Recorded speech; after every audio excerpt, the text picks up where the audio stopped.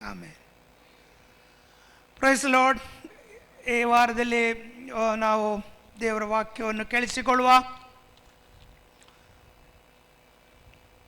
ಅನೇಕ ದಿನಗಳಿಂದ ನನಗೆ ದೇವರ ವಾಕ್ಯವನ್ನು ಸಂದೇಶವನ್ನು ಕೊಡಲಿಕ್ಕೆ ಸಾಧ್ಯವಾಗಲಿಲ್ಲ. ಕಳೆದ ಒಂದು 6 ತಿಂಗಳಿಂದ ನನಗೆ ಸ್ವಲ್ಪ ದೃಷ್ಟಿಯಲ್ಲಿ ತೊಂದರೆ ಉಂಟಾಗಿ ಹೆಚ್ಚಾಗಿ ನನಗೆ ದೇವರ ವಾಕ್ಯ ಮೆಡಿಟೇಟ್ ಮಾಡಲಿಕ್ಕೆ ಆಗ್ತಿರಲಿಲ್ಲ. ಸಣ್ಣ ಅಕ್ಷರಗಳು ಕಾಣ್ತಾ ಇರಲಿಲ್ಲ ಮತ್ತು ಕಾನ್ಸಂಟ್ರೇಷನ್ ಕೂಡ ಒಂದು ರೀತಿಯಲ್ಲಿ ತೊಂದರೆ ಆಯಿತು. ಅದಕ್ಕೋಸ್ಕರವಾಗಿ ಸ್ವಲ್ಪ ದೇವರ ವಾಕ್ಯವನ್ನು ಹಂಚುವುದಕ್ಕೆ ಹಿಂಜರಿತಾ ಇದ್ದೆ. ದೇವರಿಗೆ ಸ್ತೋತ್ರವಾಗಲಿ. ಆಪರೇಷನ್ ಸರಿಯಾಗಿ ಹಾಗೂ ನಿಮ್ಮೆಲ್ಲರ ಪ್ರಾರ್ಥನೆ ಮೂಲಕವಾಗಿ ದೇವರು ತಿರುಗಿ ನನ್ನ ದೃಷ್ಟಿಯನ್ನು ಬರಮಾಡಿದ್ದಾನೆ. ಹಾಗೆ ಎಲ್ಲ ನಿಮ್ಮ ಪ್ರಾರ್ಥನೆಗೋಸ್ಕರವಾಗಿ, ನಿಮ್ಮೆಲ್ಲ ಆದರಣೆಗೋಸ್ಕರವಾಗಿ ಸ್ತೋತ್ರ ಸಲ್ಲಿಸ್ತೇನೆ. ದೇವರು ನಿಮ್ಮೆಲ್ಲರನ್ನು ಆಶೀರ್ವದಿಸಲಿ. ಈ ವೇಳೆಯಲ್ಲಿ ನಾವು ಧ್ಯಾನ ಭಾಗಕ್ಕೋಸ್ಕರವಾಗಿ ಫಿಲಿಪಿಯದವರಿಗೆ ಬರೆದ ಪತ್ರಿಕೆ 3ನೇ ಅಧ್ಯಾಯದ 7, 8, 9, 10ನೇ ವಾಕ್ಯ. ಅಲ್ಲಿ ನನ್ನ ಮನಸ್ಸಿಗೆ ದೇವರು ಇಟ್ಟಂಥ ಒಂದು 2, 3, 4 ಪಾಯಿಂಟ್ಸನ್ನು ನಾನು ನಿಮ್ಮೊಂದಿಗೆ ಹಂಚಿಕೊಳ್ಳಲಿಕ್ಕೆ ಇಷ್ಟಪಡುತ್ತೇನೆ. ಸಂಕ್ಷಿಪ್ತವಾಗಿ ನಾವು ಅದನ್ನು ಹಂಚಿಕೊಳ್ಳುವ. 4 ಪಾಯಿಂಟ್ಸ್ ನಾನು ನಿಮ್ಮೊಂದಿಗೆ ಹಂಚಿಕೊಳ್ಳಲಿಕ್ಕೆ ಇಷ್ಟಪಡುತ್ತೇನೆ. ನಾವು ಮೊದಲು ಓದುವ ಫಿಲಿಪಿಯದವರಿಗೆ ಬರೆದ ಪತ್ರಿಕೆ. ಎಲ್ಲ ನನಗೆ ಕೊಲೆಸದವರಿಗೆ ಬರೆದ ಪತ್ರಿಕೆ ಅಂತೇಳಿ ಬರ್ತದೆ. ಫಿಲಿಪಿಯದವರಿಗೆ ಬರೆದ ಪತ್ರಿಕೆ 3ನೇ ಅಧ್ಯಾಯ 8ರಿಂದ 10. ಡಿಸ್ಪ್ಲೇ ಮಾಡ್ತೀರಾ? ಓಕೆ. 7ರಿಂದ ಪ್ರಾರಂಭ ಮಾಡುವ, ಆಗ ಸ್ವಲ್ಪ ಇನ್ನೂ ನಮಗೆ ಅರ್ಥವಾಗ್ತದೆ. ಆದರೆ ನನಗೆ ಲಾಭವಾಗಿದ್ದವು ಅಂಥವುಗಳನ್ನು ಕ್ರಿಸ್ತನ ನಿಮಿತ್ತ ನಷ್ಟವೆಂದೆಣಿಸಿದ್ದೇನೆ. ಇಷ್ಟೇ ಅಲ್ಲದೆ ನನ್ನ ಕರ್ತನಾದ ಕ್ರಿಸ್ತ ಯೇಸುವನ್ನು ಅರಿಯುವುದೇ ಅತಿ ಶ್ರೇಷ್ಠವಾದುದೆಂದು ತಿಳಿದು ನಾನು ಎಲ್ಲವನ್ನು ನಷ್ಟವೆಂದೆಣಿಸುತ್ತೇನೆ. ಆತನ ನಿಮಿತ್ತ ನಾನು ಎಲ್ಲವನ್ನು ಕಳಕೊಂಡು ಅದನ್ನು ಕಸವೆಂದೆಣಿಸುತ್ತೇನೆ. 9.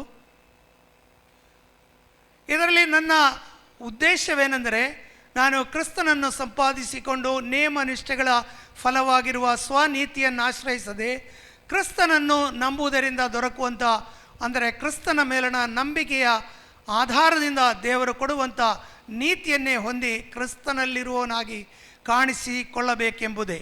10.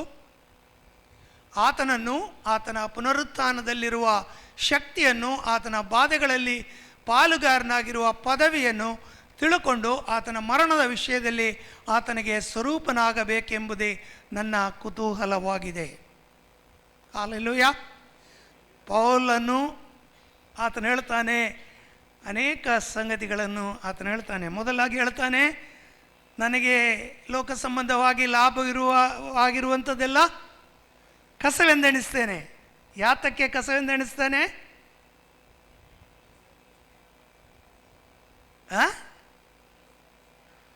ಕ್ರಿಸ್ತನನ್ನು ಹಿಂಬಾಲಿಸೋದಕ್ಕೆ. ಆಮೆನ್. ಓಕೆ.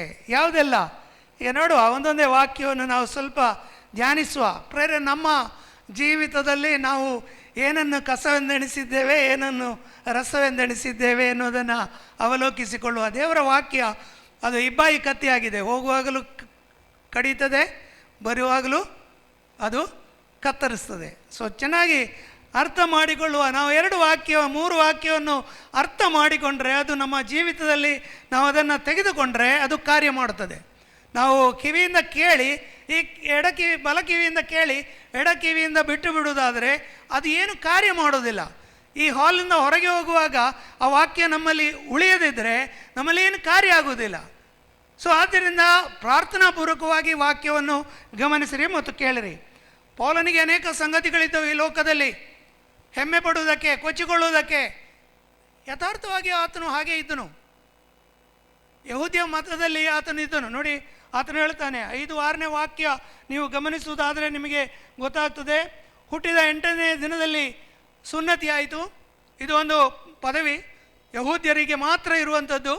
8ನೇ ದಿನದಲ್ಲಿ ಅವನು ಸುನ್ನತಿಯನ್ನು ಅನುಭವಿಸಿದ. ಇಸ್ರೇಲ್ ವಂಶದವನು. ಇದೆಲ್ಲ ನೋಡಿ ಹೆಮ್ಮೆ ಪಡುವಂಥ ಸಂಗತಿಗಳು. ಮತ್ತು ಬೆನ್ಯಾಮೀನ್ ಕುಲದವನು, ಅಬ್ರಹಾಮನ ಯಾಕೋಬನ ಸಂತತಿಯಲ್ಲಿ ಕೊನೆಯ ಸಂತತಿಯಾದ ಬೆನ್ಯಾಮಿನ ಗೋತ್ರದಲ್ಲಿ ಹುಟ್ಟಿದವನು. ನೋಡಿ, ಇಬ್ರಿಯಿಂದ ಹುಟ್ಟಿದ ಇಬ್ರಿಯನು. ಇದೆಲ್ಲ ಲೋಕ ಸಂಬಂಧವಾಗಿ ನೋಡುವುದಾದರೆ ಶ್ರೇಷ್ಠವಾದ ಪದವಿಗಳು. ಆಗಿನ ಕಾಲದಲ್ಲಿ ಇಂಥ ವ್ಯಕ್ತಿ ಅಂತ ಹೇಳಿದ್ರೆ ಓ, ಇಂಥ ವ್ಯಕ್ತಿ ಅಂತ ಹೇಳಿ ಓ, ಈ ರೀತಿಯಾಗಿ ಹೇಳುವಂಥದ್ದು. ನೋಡಿ, ಆ ನೇಮ ನಿಷ್ಠೆಗಳನ್ನು ನೋಡಿದರೆ ನಾನು ಫರಿಸಾಯನು, ಮತಾಸಕ್ತಿಯನ್ನು ನೋಡಿದರೆ ನಾನು ಕ್ರೈಸ್ತ ಸಭೆಯನ್ನು ಹಿಂಸಿಸುವವನು, ಧರ್ಮಶಾಸ್ತ್ರದಲ್ಲಿ ಹೇಳಿರುವ ನೀತಿಯನ್ನು ನೋಡಿದರೆ ಅವನು ನಿರ್ದೋಷಿ. ನೋಡಿ, ಅವನು ನೇಮನಿಷ್ಠೆಗಳನ್ನು ನೋಡಿದರೆ ಅವನು ಫರಿಸಾಯನು.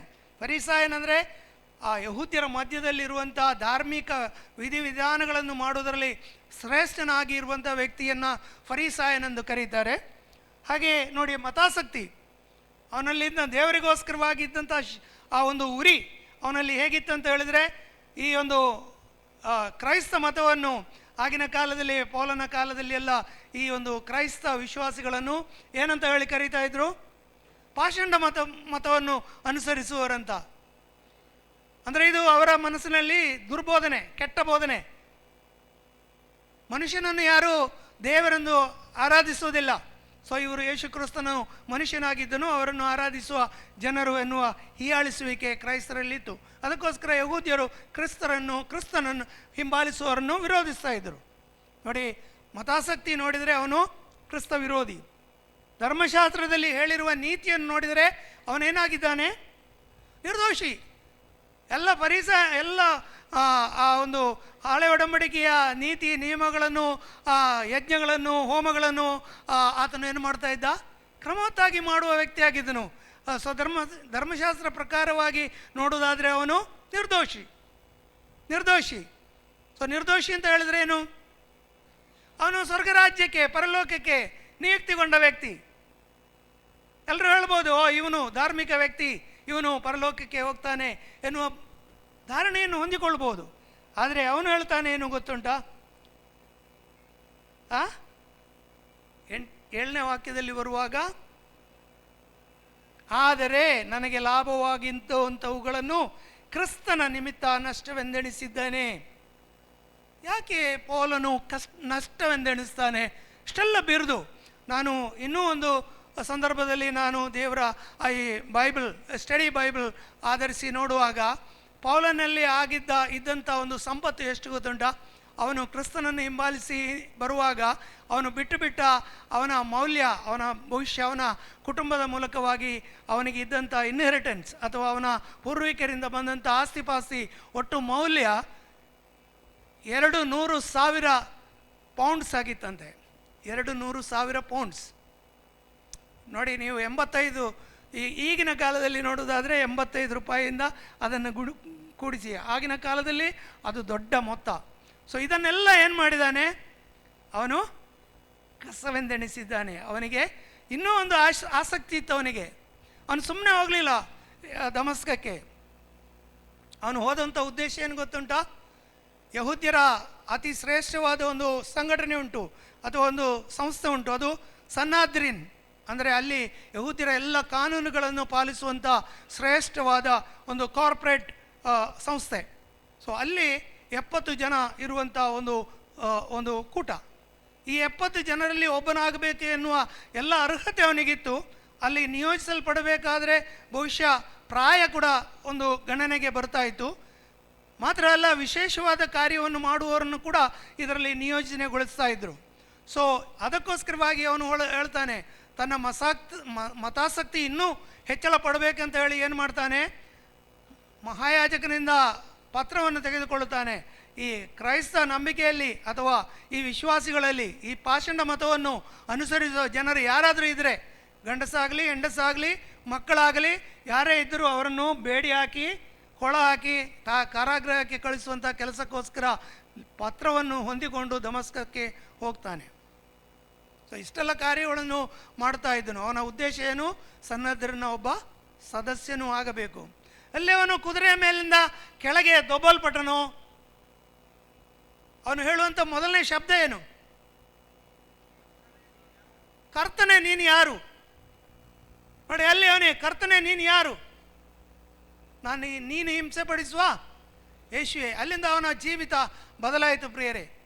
ನೋಡಿ, ಅವನು 3 ದಿವಸ ಕಣ್ಣು ಕಾಣದವನಾಗಿ ಆ ದಮಸ್ಕದಲ್ಲಿ ಇದ್ದರೂ ಕೂಡ 3ನೇ ದಿವಸ ಕಣ್ಣು ಬಂದ ಮೇಲೆ ಆತನು ಮೊದಲನೇದಾಗಿ ಮಾಡಿದ್ದೇನೆಂದರೆ ಹೇಳಿದೆ, ಯೇಸುವನ್ನು ಸಾರಿ ಹೇಳಲಿಕ್ಕೆ ಪ್ರಾರಂಭ ಮಾಡಿದನು. ಈತನೇ ಬರಲಿಕ್ಕಿದ್ದಂಥ ಮೆಸ್ಸಿಯನು. ಆತನ ಜೀವಿತದ ಲಕ್ಷ್ಯಗಳು ಬದಲಾದವು. ಅದಕ್ಕೋಸ್ಕರವಾಗಿ ಪತ್ರಿಕೆಯಲ್ಲಿ ಇಲ್ಲಿ ಬರೀತಾನೆ, ಕ್ರಿಸ್ತನ ನಿಮಿತ್ತವಾಗಿ ನನಗೆ ಲಾಭವಾದೆಲ್ಲವನ್ನು ನಷ್ಟವೆಂದೆಣಿಸ್ತೇನೆ. ನಮಗೂ ಒಂದು ಆಸಕ್ತಿ ಇತ್ತು ಒಂದು ದಿವಸ ಅಲ್ವಾ? ಆಸಕ್ತಿ ಎಲ್ಲಿಯೋ ಕಳೆದುಕೊಂಡಿದ್ದೇವೆ ಈಗ. ಏನು ಆಸಕ್ತಿ? ಹೇಗಾದರೂ, ಎಷ್ಟೇ ವಿರೋಧ ಇದ್ದರೂ, ಯಾರೆಲ್ಲ ಎದುರಿಸಿದರೂ ಯೇಸು ಕ್ರಿಸ್ತನನ್ನು ಹಿಂಬಾಲಿಸಬೇಕು. ಆವಾಗ ನಮಗೆ ಗೊತ್ತಿರಲಿಲ್ಲ, ಲಾಭ ನಷ್ಟದ ಚಿಂತನೆ ಇರಲಿಲ್ಲ. ಯಾಕಂದರೆ ನಾವು ನಷ್ಟದಲ್ಲೇ ಇದ್ದೆವು. ಏನು ಲಾಭವಾದಂಥದ್ದು, ಪೌಲನು ಹೇಳಿಕೊಳ್ಳುವಂಥ ಲಾಭದ ಸಂಗತಿಗಳು ನಮ್ಮಲ್ಲಿ ಏನೂ ಇರಲಿಲ್ಲ. ನೋಡಿ, ಪೌಲನು ಹಾಗೆಲ್ಲ, ಅವನಿಗೆ ಶ್ರೇಷ್ಠವಾದ ಸಂಗತಿಗಳು ಅವನಲ್ಲಿದ್ದು. ಅದಕ್ಕೋಸ್ಕರ ಅವನು ಹೇಳ್ತಾನೆ, ನನಗೆ ಲಾಭವಾದೆಲ್ಲ ಕ್ರಿಸ್ತನನ್ನು ಹಿಂಬಾಲಿಸುವುದಕ್ಕೆ ನಾನು. ನೋಡಿ, ಅವನು ಹೇಳ್ತಾನೆ ಏನಂತ ಹೇಳಿದ್ರೆ, ಕ್ರಿಸ್ತನನ್ನು ಹಿಂಬಾಲಿಸುವುದಕ್ಕೆ ನನಗೆ ಇದ್ದಂಥ ಈ ಎಲ್ಲ ಸಂಗತಿಗಳು ಏನಾಗಿದೆ, ಅಡ್ಡಿಯಾಗಿದೆ. ಇವತ್ತು ನಮಗೆ ಅನೇಕ ಸಂಗತಿಗಳು ಅಡ್ಡಿಯಾಗಿದೆ. ಕ್ರಿಸ್ತನನ್ನು ಕಂಡುಕೊಂಡ ಮೇಲೆ ಆಗಿರುವಂಥ ಅನುಕೂಲಗಳು ನಮಗೆ ಇವತ್ತು ಕ್ರಿಸ್ತನನ್ನು ಇನ್ನೂ ಆಸಕ್ತಿಯಿಂದ ಹಿಂಬಾಲಿಸುವುದಕ್ಕೆ ಅಡ್ಡಿಯಾಗಿದೆ. ಚೆನ್ನಾಗಿ ಆಲೋಚನೆ ಮಾಡಿಕೊಳ್ಳಬೇಕು. ಆ ಒಂದು ಕಾಲದಲ್ಲಿ ಕ್ರಿಸ್ತನಿಗೋಸ್ಕರ ತವಕೊಳ್ಳುವವರಾಗಿದ್ದೆವು, ಆಸಕ್ತಿ ಉಳ್ಳವರಾಗಿದ್ದೆವು. ಆವಾಗ ನಮ್ಮಲ್ಲಿ ಬಿಟ್ಟು ಬಿಡಲಿಕ್ಕೆ, ಕಳೆದುಕೊಳ್ಳೋದಕ್ಕೆ ಏನೂ ಇರಲಿಲ್ಲ. ಈಗ ನಮಗೆ ಆಸಕ್ತಿ ಇಲ್ಲ. ಯಾಕೆ? ಅಲ್ಪ ಸ್ವಲ್ಪವಾದರೂ ಕ್ರಿಸ್ತನು ತನ್ನನ್ನು ತಿಳಿದುಕೊಂಡ ನಿಮಿತ್ತವಾಗಿ ನಮಗೆ ಆಶೀರ್ವಾದ ಮಾಡಿದ್ದಾನೆ. ಈಗ ನಮಗೇನಾಗಿದೆ? ಆಸಕ್ತಿ ಇಲ್ಲ. ಚೆನ್ನಾಗಿ ಅರ್ಥ ಮಾಡಿಕೊಳ್ಳಿ, ನೀವು ನಿಮ್ಮನ್ನೇ ಪರೀಕ್ಷಿಸಿಕೊಳ್ಳಿ. ನೋಡಿ, 8ನೇ ವಾಕ್ಯದಲ್ಲಿ ಆತನು ಹೇಳ್ತಾನೆ, ಈ ಲೋಕದಲ್ಲಿ ನೋಡಿ, ಆತನು ಹೇಳ್ತಾನೆ 8ನೇ, ನನ್ನ ಕರ್ತನಾದ ಯೇಸು ಕ್ರಿಸ್ತನನ್ನು ಅರಿಯುವುದೇ ಅತಿ ಶ್ರೇಷ್ಠವಾದದೆಂದು ತಿಳಿದು ನಾನು ಎಲ್ಲವನ್ನು ನಷ್ಟವೆಂದೆಣಿಸುತ್ತೇನೆ. ಆತನ ನಿಮಿತ್ತ ನಾನು ಎಲ್ಲವನ್ನು ಕಳಕೊಂಡು ಅದನ್ನು ಕಸವೆಂದೆಣಿಸ್ತೇನೆ. ಆತನಿಗೆ ಒಂದು ಉದ್ದೇಶ ಇತ್ತು. ಆ ಉದ್ದೇಶ ಏನು? ತನ್ನ ಕರ್ತನಾದ ಯೇಸು ಕ್ರಿಸ್ತನನ್ನು ತಿಳಿದುಕೊಳ್ಳಬೇಕೆನ್ನುವ ಉದ್ದೇಶ. ಒಂದೇ ಒಂದು ಉದ್ದೇಶ ಆತನ ಜೀವಿತದಲ್ಲಿದ್ದು, ಈ ಯೇಸುವನ್ನು ನಾನು ತಿಳಿದುಕೊಳ್ಳಬೇಕು, ವೈಯಕ್ತಿಕ ನೆಲೆಯಲ್ಲಿ ನಾನು ತಿಳಿದುಕೊಳ್ಳಬೇಕು. ಆತನು ಯಾರಾಗಿದ್ದಾನೆ, ಆತನ ಶಕ್ತಿ ಪರಾಕ್ರಮಗಳು ಏನಾಗಿದೆ ಎನ್ನುವುದನ್ನು ತನ್ನ ಜೀವಿತದಲ್ಲಿ ಅವನು ತಿಳಿದುಕೊಳ್ಬೇಕು. ಮಾತ್ರ ಅಲ್ಲ, ಅದನ್ನು ಪ್ರಯೋಗಿಸಿ ಆತನ ನೋಡಬೇಕು. ಇವತ್ತು ನಮ್ಮ ಜೀವಿತದಲ್ಲಿ ಎಲ್ರಿಗೂ ನಮ್ಗೆ ಗೊತ್ತುಂಟು, ನಾವು ಬಲಹೀನರು, ನಮಗೆ ಏನು ಮಾಡಲಿಕ್ಕೆ ಆಗುವುದಿಲ್ಲ, ನಾವು ಪ್ರಾರ್ಥನೆ ಮಾಡಿದರೆ ಪ್ರಾರ್ಥನೆಗೆ ಉತ್ತರ ಇಲ್ಲ, ಅಥವಾ ನಾವು ದೇವರ ಸೇವೆ ಮಾಡುವುದಕ್ಕೆ ನಮಗೆ ಸಹಾಯವಾಗುವುದಿಲ್ಲ. ಯಾಕೆ ನಮಗೆ ಇದೆಲ್ಲ ಆಗ್ತದೆ? ನಮ್ಮ ಚಿಂತನೆಗಳು ಬದಲಾಗಿದೆ. ನಮ್ಮ ಕರ್ತನಾದ ಯೇಸು ಕ್ರಿಸ್ತನ ಮೇಲೆ ಲಕ್ಷ್ಯವಿಡುವುದ ಬದಲಾಗಿ ಇವತ್ತು ಲೋಕದ ಅಲ್ಪ ಸ್ವಲ್ಪ ಸಂಗತಿಗಳ ಮೇಲೆ ನಾವು ಲಕ್ಷ್ಯವಿಟ್ಟಿದ್ದೇವೆ. ಪೌಲನು ಹೇಳ್ತಾನೆ, ಕ್ರಿಸ್ತನನ್ನು ತಿಳಿದುಕೊಳ್ಳುವುದಕ್ಕೋಸ್ಕರವಾಗಿ ನನಗೆ ಲಾಭವಾದೆಲ್ಲವೊಂದು ಕಸವೆಂದೆಣಿಸ್ತೇನೆ. ನೋಡಿ, ನಮ್ಮ ಚಿಂತನೆಯನ್ನು ನಾವು ಬದಲಾಯಿಸಿಕೊಳ್ಬೇಕು. ನೋಡಿ, ನಮ್ಮ ಶರೀರ ಈ ಲೋಕದಲ್ಲಿ ನಾವು ಏನೆಲ್ಲ ಸಂಪಾದಿಸಿದರೂ ಒಂದು ದಿವಸ ಬಿಟ್ಟು ಹೋಗಬೇಕು. ಈ ಶರೀರ ನೀವೆಷ್ಟೇ ಚೆನ್ನಾಗಿ ಇದನ್ನು ಕಾಪಾಡಿದರೂ ಈ ಶರೀರಕ್ಕೊಂದು ಮುಪ್ಪುಂಟು, ಒಂದು ಪ್ರಾಯ ಉಂಟು. ಈ ಲೋಕದಲ್ಲಿ ನಾವೆಲ್ಲರೂ ಇರುವುದಕ್ಕೆ ಒಂದು ಕಾಲಮಾನ ಉಂಟು. ಅದಕ್ಕಿಂತ ಹೆಚ್ಚು ಒಂದು ದಿವಸ ಕೂಡ ನಮಗೆ ಕೂಡಿಸ್ಲಿಕ್ಕೆ ಆಗುವುದಿಲ್ಲ. ಆದರೆ ನಮಗೊಂದು ಆತ್ಮ ಉಂಟು. ಈ ಆತ್ಮ ದಿನದಿಂದ ದಿನಕ್ಕೆ ಅಭಿವೃದ್ಧಿ ಹೊಂದುತ್ತಾ ಬೆಳೀತಾ ಹೋಗ್ತದೆ ಹೊರತು ಅದಕ್ಕೆ ಮುಪ್ಪಿಲ್ಲ. ಚೆನ್ನಾಗಿ ಅರ್ಥ ಮಾಡಿಕೊಳ್ಳಿ. ನಿಮ್ಮ ಆತ್ಮ, ನೀವು ಅದನ್ನು ಹೇಗೆ ಕಾಪಾಡಿಕೊಳ್ಳುತ್ತೀರಿ, ಅದರಲ್ಲಿ ನಿಮ್ಮ ಭವಿಷ್ಯ ಜೀವಿತವಿದೆ. ನಾವೆಲ್ಲರೂ ಹೇಳ್ತೇವೆ, ಬಹಳ ಸರಳವಾಗಿ ಹೇಳ್ತೇವೆ, ಕ್ರಿಸ್ತನು ಬರುವಾಗ ಕ್ರಿಸ್ತನೊಂದಿಗೆ ನಾವು ಎಬ್ಬಿಸಲ್ಪಡುತ್ತೇವೆ, ಕ್ರಿಸ್ತನೊಂದಿಗೆ ನಾವು ಸೇರುತ್ತೇವೆ, ನಮಗೆ ಪರಲೋಕ ಅಥವಾ ನಿತ್ಯ ಜೀವ ಉಂಟು. ಎಲ್ಲ ಕರೆಕ್ಟ್. ಇದೆಲ್ಲ ಪ್ರಾಮಿಸಸ್, ವಾಗ್ದಾನಗಳು. ಯಾರಿಗೆ ವಾಗ್ದಾನ? ಕೊನೆಯವರೆಗೂ ಆ ವಾಗ್ದಾನದಲ್ಲಿ ಲಕ್ಷ್ಯವಿಟ್ಟು ಅದನ್ನು ಪಾಲಿಸಿ ಕೈಕೊಂಡು ನಡೆಯುವವನಿಗೆ. ನೋಡಿ, ಉದಾಹರಣೆಗಾಗಿ ಅಬ್ರಹಾಮನ ಜೀವಿತದಲ್ಲಿ ಒಂದು ಉದಾಹರಣೆ ನೋಡ್ಬೋದು. ಏನಂತ ಹೇಳಿದ್ರೆ, ಅಬ್ರಹಾಮನಿಗೆ ಹೇಳಿದ್ದಾನೆ, ನಿನ್ನನ್ನು ಜನಾಂಗಗಳ ತಂದೆಯನ್ನಾಗಿ ಮಾಡುತ್ತೇನೆ, ನಿನ್ನಿಂದ ಆಕಾಶದ ನಕ್ಷತ್ರದಂತೆಯೂ ಭೂಮಿಯ ಮರಳಿನಂತೆಯೂ ಸಂತತಿ ಉಂಟಾಗ್ತದೆ. ಆದರೆ ಅಬ್ರಾಮನು ಏನು ಮಾಡಿದ? ಅಬ್ರಾಮನು ಹಾಗರಳ ಮೂಲಕವಾಗಿ ಅವನ ಸಂತತಿಯನ್ನು ಹೊಂದಿಕೊಳ್ಳುವುದಕ್ಕೋಸ್ಕರ ಪ್ರಯತ್ನ ಮಾಡಿದ. ದೇವರು ಅವನೊಂದಿಗೆ ಮಾತನಾಡಲೇ ಇಲ್ಲ. ಎಷ್ಟು ಸಮಯ ಮಾತಾಡಲಿಲ್ಲ? 16 ವರ್ಷ ಮಾತನಾಡಲಿಲ್ಲ. ದೇವರು ಆತನಿಗೆ ಪ್ರತ್ಯಕ್ಷನಾಗಲಿಲ್ಲ. ದೇವರ ಸಮಯದಲ್ಲಿ ದೇವರು ಎಲ್ಲವನ್ನು ಮಾಡ್ತಾನೆ. ಪ್ರೇರೆ, ನಾವು ಲಕ್ಷ್ಯವಿಡುವವರಾಗಿರಬೇಕು. ದೇವರ ವಾಗ್ದಾನಗಳಲ್ಲಿ ನಾವು ಲಕ್ಷ್ಯವಿಡುವವರಾಗಿರಬೇಕು. ಆನಂತರವಾಗಿ ತಿರುಗಿ 17ನೇ ಅಧ್ಯಾಯವನ್ನು ನೋಡುವಾಗ ನಮ್ಗೆ ಗೊತ್ತಾಗ್ತದೆ.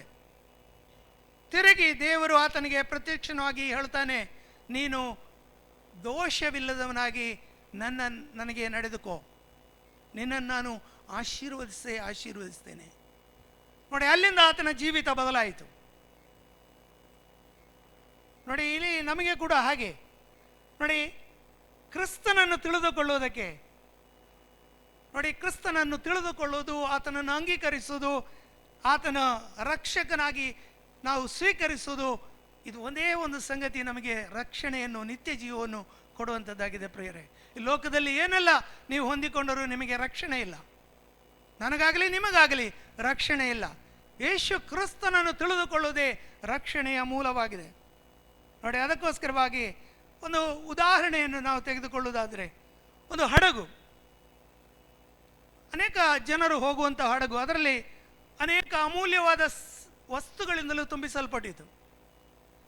ಏನು? ಒಂದು ಅಮೂಲ್ಯವಾದ, ಈ ಲೋಕದಲ್ಲಿ ಅಮೂಲ್ಯವಾದ ವಸ್ತುಗಳು ಮತ್ತು ಒಂದಿಷ್ಟು ಜನ ಪ್ರಯಾಣ ಮಾಡುವಂಥ ಆ ಜನರು ಕೂಡ ಇದ್ದರು.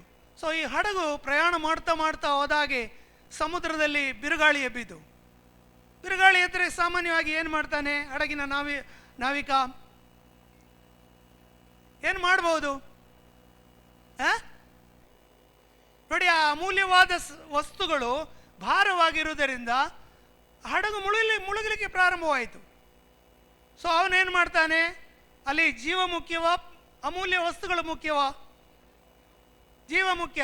ಸೊ ಈ ಅಮೂಲ್ಯವಾದ ವಸ್ತುಗಳನ್ನು ಅವನು ಒಂದೊಂದಾಗಿ ಹಡಗಿನಿಂದ ಹೊರಗೆ ಸಮುದ್ರಕ್ಕೆ ಬಿಸಾಡ್ತಾನೆ.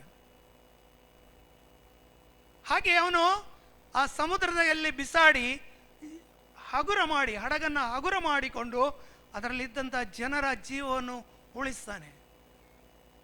ಇವತ್ತು ನಾವು ಯಾವ ಅಮೂಲ್ಯವಾದ ವಸ್ತುಗಳನ್ನು ನಾವು ಬಿಸಾಡಿ ನಮ್ಮ ಆತ್ಮಿಕವಾದ ಜೀವಿತವನ್ನು ಕೂಡ ನಾವು ರಕ್ಷಿಸುವಂತಹವರಾಗಿರಬೇಕು.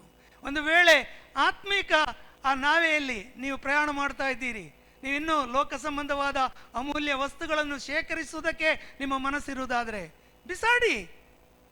ಕರ್ತನ ಆತ್ಮನ ಮೂಲಕವಾಗಿ ನೀವು ಬಿಸಾಡಿ.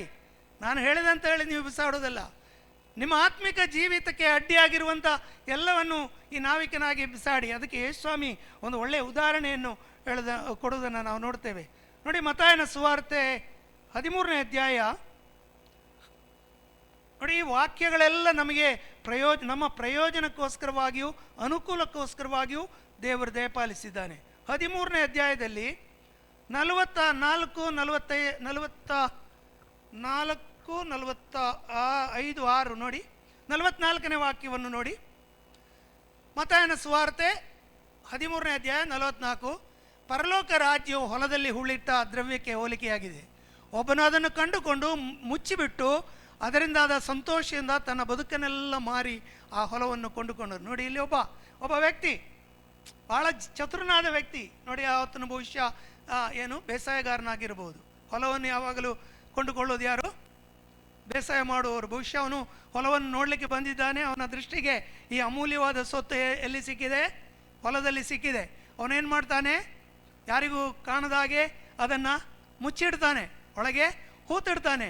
ಮತ್ತೇನು ಮಾಡ್ತಾನೆ? ಹೋಗಿ ತನಗಿದ್ದ ಆಸ್ತಿ ಬದುಕನ್ನೆಲ್ಲ ಮಾರಿಬಿಟ್ಟು ಈ ಹೊಲವನ್ನು ಅದು ಕ್ರಯಕ್ಕೆ ಕೊಂಡುಕೊಳ್ಳುತ್ತಾನೆ. ನೋಡಿ, ಅವನ ಎಲ್ಲ ಬದುಕನ್ನು ಮಾರಿಬಿಟ್ಟು. ಯಾಕೆ? ಅವನೇನು ನೋಡಿದಾನೆ? ಅಲ್ಲಿ ಅಮೂಲ್ಯವಾದ ದ್ರವ್ಯವನ್ನು ನೋಡಿದಾನೆ. ಅವನು ನೋಡಿದಾನೆ ಅದನ್ನು. ಅವನ ಜೀವಿತದಲ್ಲಿ ಅದಕ್ಕೆ ಹೋಲಿಕೆಯಾದ್ದು ಬೇರೆ ಏನಿರಲಿಲ್ಲ. ಅದಕ್ಕೋಸ್ಕರವಾಗಿ ತನ್ನ ಬದುಕನ್ನೆಲ್ಲ ಮಾರಿ ಅದನ್ನು ಕೊಂಡುಕೊಂಡಿದ್ದಾನೆ. ಯಾಕೆಂದರೆ ಆ ನಿಕ್ಷೇಪ ಅಲ್ಲಿ ಉಂಟು, ಅದನ್ನು ಕೊಂಡುಕೊಂಡಿದ್ದಾನೆ. ಅದು ನಾಳೆ ತನಗೆ ಲಾಭವಾಗ್ತದೆ ಎನ್ನುವ ಉದ್ದೇಶದಿಂದ ಅದನ್ನು ಕೊಂಡುಕೊಂಡಿದ್ದಾನೆ. ಹಾಗೆ ಇನ್ನೊಂದು ನೋಡಿ, ಅದೇ ಅದೇ 45-46, ಮತ್ತು ಪರಲೋಕ ರಾಜ್ಯವು ಉತ್ತಮವಾದ ಮುತ್ತುಗಳನ್ನು ಹುಡುಕುವ ವ್ಯಾಪಾರಸ್ಥನಿಗೆ ಹೋಲಿಕೆಯಾಗಿದೆ. ಅವನು ಬಹು ಬೆಲೆಯುಳ್ಳ ಒಂದು ಮುತ್ತನ್ನು ಕಂಡು ತನ್ನ ಬದುಕನ್ನೆಲ್ಲ ಮಾರಿ ಬಂದು ಅದನ್ನು ಕೊಂಡುಕೊಂಡನು. ನೋಡಿ, ವ್ಯಾಪಾರಸ್ಥರು ಯಾವಾಗಲೂ ಬಹಳ ಚತುರರು. ಲಾಭ ಇಲ್ಲದಿರಲಿ ಅವರು ಹೂಡಿಕೆ ಮಾಡೋದಿಲ್ಲ. ನೋಡಿದ್ದೀರಾ, ಅಂಬಾನಿ ಅದಾನಿಯನ್ನೆಲ್ಲ ನೋಡಿ, ಅವರೆಲ್ಲ ವ್ಯಾಪಾರಸ್ಥರು, ಭಾಳ ಚತುರರು ಅವರು. ಎಲ್ಲಿ ಲಾಭ ಸಿಗ್ತದೆ ಒಂದು ಹಾಕಿದರೆ 10 ಪಟ್ಟು ಬರಬೇಕು, ಆ ರೀತಿಯಲ್ಲಿರುವಂಥ ಹೂಡಿಕೆ ಮಾಡ್ತಾರೆ. ಇವತ್ತು ಅದಕ್ಕೆ ಅಂಬಾನಿ 74ರಲ್ಲಿ ನಾನು ಮಣಿಪಾಲಕ್ಕೆ ಬರುವಾಗ, 75ರಲ್ಲಿ ಮಣಿಪಾಲಕ್ಕೆ ಬರುವಾಗ ಅಂಬಾನಿ ಹತ್ರ ಏನಿರಲಿಲ್ಲ. ಅಂಬಾನಿ ಮಣಿಪಾಲದಲ್ಲಿ ಬಂದು 50 ಲಕ್ಷ ರೂಪಾಯಿ ಸಾಲ ಮಾಡಿದ್ದಾನೆ. ಈ ಅಂಬಾನಿಯ ತಂದೆ ಅಂಬಾನಿ. ಸೊ ಮಣಿಪಾಲದಲ್ಲಿ ಅವರ ಶೇರ್ ಎಲ್ಲ ವ್ಯಾಲ್ಯೂನಲ್ಲಿ ಬಿಡುಗಡೆ ಮಾಡಿದರು. ನಮ್ಮ ಹತ್ರ ಎಲ್ಲ ಬಂದು ಕೇಳಿದರು, ನೀವು ತಗೊಳ್ಳಿ ಸ್ವಲ್ಪ. ನಮ್ಮ ಹತ್ರ ದುಡ್ಡು ಇರಲಿಲ್ಲ, ಅದರ ಪರಿಜ್ಞಾನವು ತಿಳುವಳಿಕೆಯು ನಮಗೆ ಇರಲಿಲ್ಲ. ನೋಡಿ, 1 ವರ್ಷ ಮೇಲೆ 340 ರೂಪಾಯಿ ಆಯಿತು. 10 ರೂಪಾಯಿ ಶೇರ್ 340 ರೂಪಾಯಿ ಆಗಿನ ಕಾಲದಲ್ಲಿ ಆಯಿತು.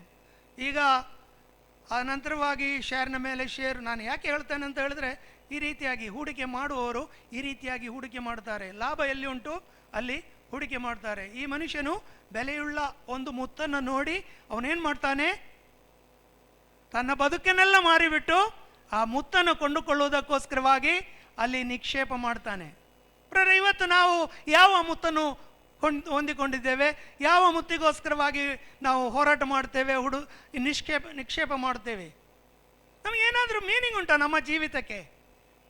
ನೋಡಿ, ಯೇಸು ಕ್ರಿಸ್ತನಷ್ಟು ಅಮೂಲ್ಯವಾದ ಬೆಲೆಯುಳ್ಳದ್ದು ಈ ಲೋಕದಲ್ಲಿ ಏನಿದೆ? ಹಲ್ಲೆಲೂಯ! ಯೇಸು ಕ್ರಿಸ್ತನಷ್ಟು ಅಮೂಲ್ಯವಾದ ಸಂಗತಿ ನನ್ನ ಮತ್ತು ನಿಮ್ಮ ಜೀವಿತದಲ್ಲಿ ಏನಿದೆ? ನಾವು ಇವತ್ತು ಅನೇಕ ಚಿಕ್ಕ ಪುಟ್ಟ ಸಂಗತಿಗಳ ಹಿಂದೆ ಹೋಗ್ತೇವೆ. ಪ್ರಾರ್ಥನೆಗೋಸ್ಕರವಾಗಿ ನಮಗೆ ಒಂದು ದಿವಸ ರಜೆ ಮಾಡಲಿಕ್ಕೆ ಆಗೋದಿಲ್ಲ, ಒಂದು ದಿವಸ ದೇವರಿಗೋಸ್ಕರವಾಗಿ ನಾವು ಬಿಡುವು ಮಾಡಲಿಕ್ಕೆ ಸಾಧ್ಯವಾಗೋದಿಲ್ಲ. ನೋಡಿ, ನಾವು ಪ್ರಾರ್ಥನೆ ಮಾಡಿದರೆ ದೇವರು ನಮ್ಮ ಪ್ರಾರ್ಥನೆಗೆ ಉತ್ತರ ಕೊಡ್ತಾನೆ. ನೀವು ನನ್ನಲ್ಲಿಯೂ ನನ್ನ ಆತ್ಮ ನಿಮ್ಮಲ್ಲಿಯೂ ನೆಲೆಗೊಂಡಿರುವುದಾದರೆ ನೀವು ಏನು ಬೇಕಾದರೂ ನನ್ನ ಹೆಸರಿನಲ್ಲಿ ಬೇಡಿಕೊಳ್ಳಿರಿ, ನಿಮಗೆ ಸಿಗ್ತದೆ. ನಾವು ಮಾತ್ರ ಏನು ಮಾಡೋದಿಲ್ಲ, ನಾವು ಅದರಲ್ಲಿ ನಂಬಿಕೆ ಇಡುವುದಿಲ್ಲ, ಹಾಗೆ ಮಾಡೋದಿಲ್ಲ. ನೋಡಿ, ಇಲ್ಲಿ ಈ 2 ವ್ಯಕ್ತಿಗಳನ್ನು ಉದಾಹರಿಸಿ ನೋಡ್ರಿ. ಯೇಸುಸ್ವಾಮಿ ಹೇಳಿದಂಥ ಸಾಮ್ಯ, ಒಬ್ಬನು ಆ ಅಮೂಲ್ಯವಾದ ಇದನ್ನು ನೋಡಿ, ದ್ರವ್ಯವನ್ನು ನೋಡಿ ಅದನ್ನು ಮುಚ್ಚಿಟ್ಟು ಹೋಗಿ ಆತನ ಬದುಕನ್ನೆಲ್ಲ ಮಾರಿಬಿಟ್ಟು ಆ ಹೊಲವನ್ನು ಕೊಂಡುಕೊಳ್ಳುತ್ತಾನೆ. ಇನ್ನೊಬ್ಬನು ಅಲ್ಲಿ ಅಮೂಲ್ಯವಾದ ಮುತ್ತನ್ನು ನೋಡಿ ಹೋಗಿಬಿಟ್ಟು ಅದನ್ನು ತನ್ನ ಬದುಕನ್ನೆಲ್ಲ ಮಾರಿಬಿಟ್ಟು ಅದನ್ನು ಕೊಂಡುಕೊಳ್ಳುತ್ತಾನೆ. ಏನಾದರೂ ಮೀನಿಂಗ್ ಉಂಟಾ ಇದರಲ್ಲಿ? ಏನಾದರೂ ಅರ್ಥ ನಿಮ್ಗೆ ಆಗ್ತದಾ ಇದರಲ್ಲಿ? ನೋಡಿ, ಇವತ್ತು ಈ ಲೋಕದಲ್ಲಿ ಯೇಸು ಕ್ರಿಸ್ತನಲ್ಲದೆ ಇರುವಂಥದ್ದು ಯಾವುದು ಅಮೂಲ್ಯವಲ್ಲ. ಯೇಸುವೇ ಅಮೂಲ್ಯ. ನನಗೆ ಮತ್ತು ನಿಮಗೆ ಮಾತ್ರ ಅಲ್ಲ, ಈ ಲೋಕಕ್ಕೆ. ನಿತ್ಯ ಜೀವ ಯಾರಲ್ಲಿ ಉಂಟು? ಯೇಸುವಿನಲ್ಲಿ ಉಂಟು. ನಿತ್ಯ ಜೀವ ಯೇಸುವಿನಲ್ಲಿ ಉಂಟು. ಚೆನ್ನಾಗಿ ಗಮನಿಸಿಕೊಳ್ಬೇಕು ಇದನ್ನೆಲ್ಲ. ನಾವು ನಮ್ಮ ಜೀವಿತದ ಲಕ್ಷ್ಯ ಬದಲಾಗಬೇಕು.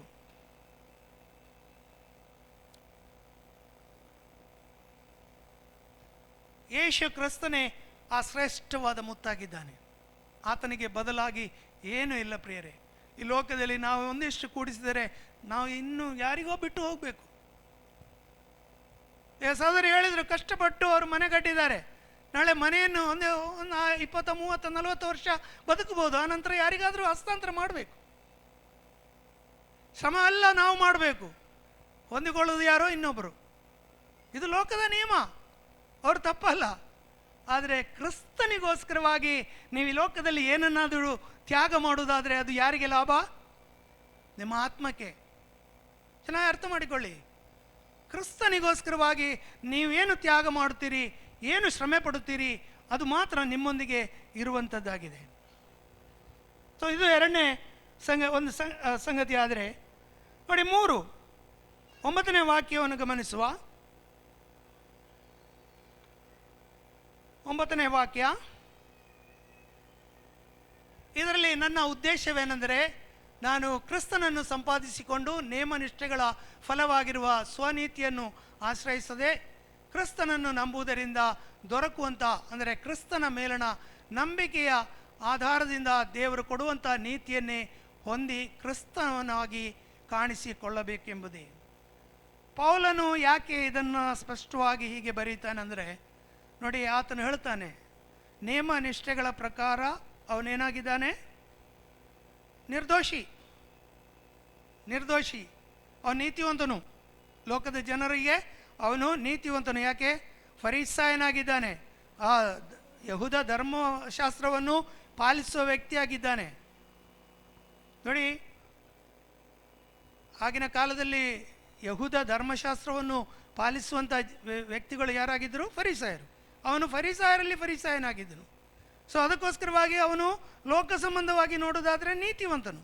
ಆದರೆ ಪೌಲನು ಇಲ್ಲಿ ಏನು ಹೇಳ್ತಾನೆ? ಈ ನೀತಿ ನನಗೆ ಬೇಡ.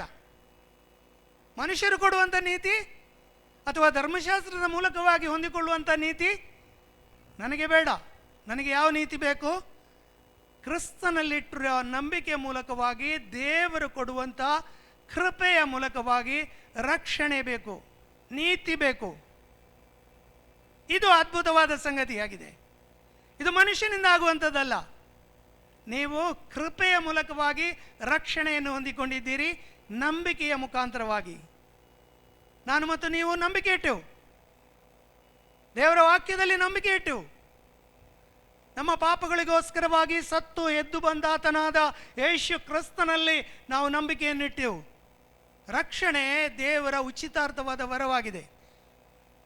ಅದನ್ನು ನಂಬಿಕೆಯ ಮೂಲಕವಾಗಿ ನಾನು ಮತ್ತು ನೀವು ಹೊಂದಿಕೊಂಡಿದ್ದೇವೆ ಇವತ್ತು. ದೇವರಿಗೆ ಸ್ತೋತ್ರವಾಗಲಿ. ಆದರೆ ಅಲ್ಲಿಗೆ ಸಾಕಾಗುವುದಿಲ್ಲ. ನಮ್ಮ ನಂಬಿಕೆ ಕೂಡ ಅದರಲ್ಲಿ ವೃದ್ಧಿ ಹೊಂದಬೇಕು. ಈ ಕ್ರಿಸ್ತನು ನಮ್ಮಲ್ಲಿ ಬೆಳೆದು ಬರಬೇಕು. ಅದೇ ನಾನು ಮೊದಲು ಹೇಳಿದ ಹಾಗೆ ನಮ್ಮ ಆತ್ಮ, ಅದಕ್ಕೆ ಮುಪ್ಪಿಲ್ಲ, ಅದು ಬೆಳೀತಾ ಇರ್ತದೆ. ಅದು ಏನಾಗ್ತದೆ ಅಂತ ಹೇಳಿದ್ರೆ, ಅದು ಪರಿಪೂರ್ಣತೆಯನ್ನು ಹೊಂದುತ್ತಾ ಹೋಗ್ತದೆ.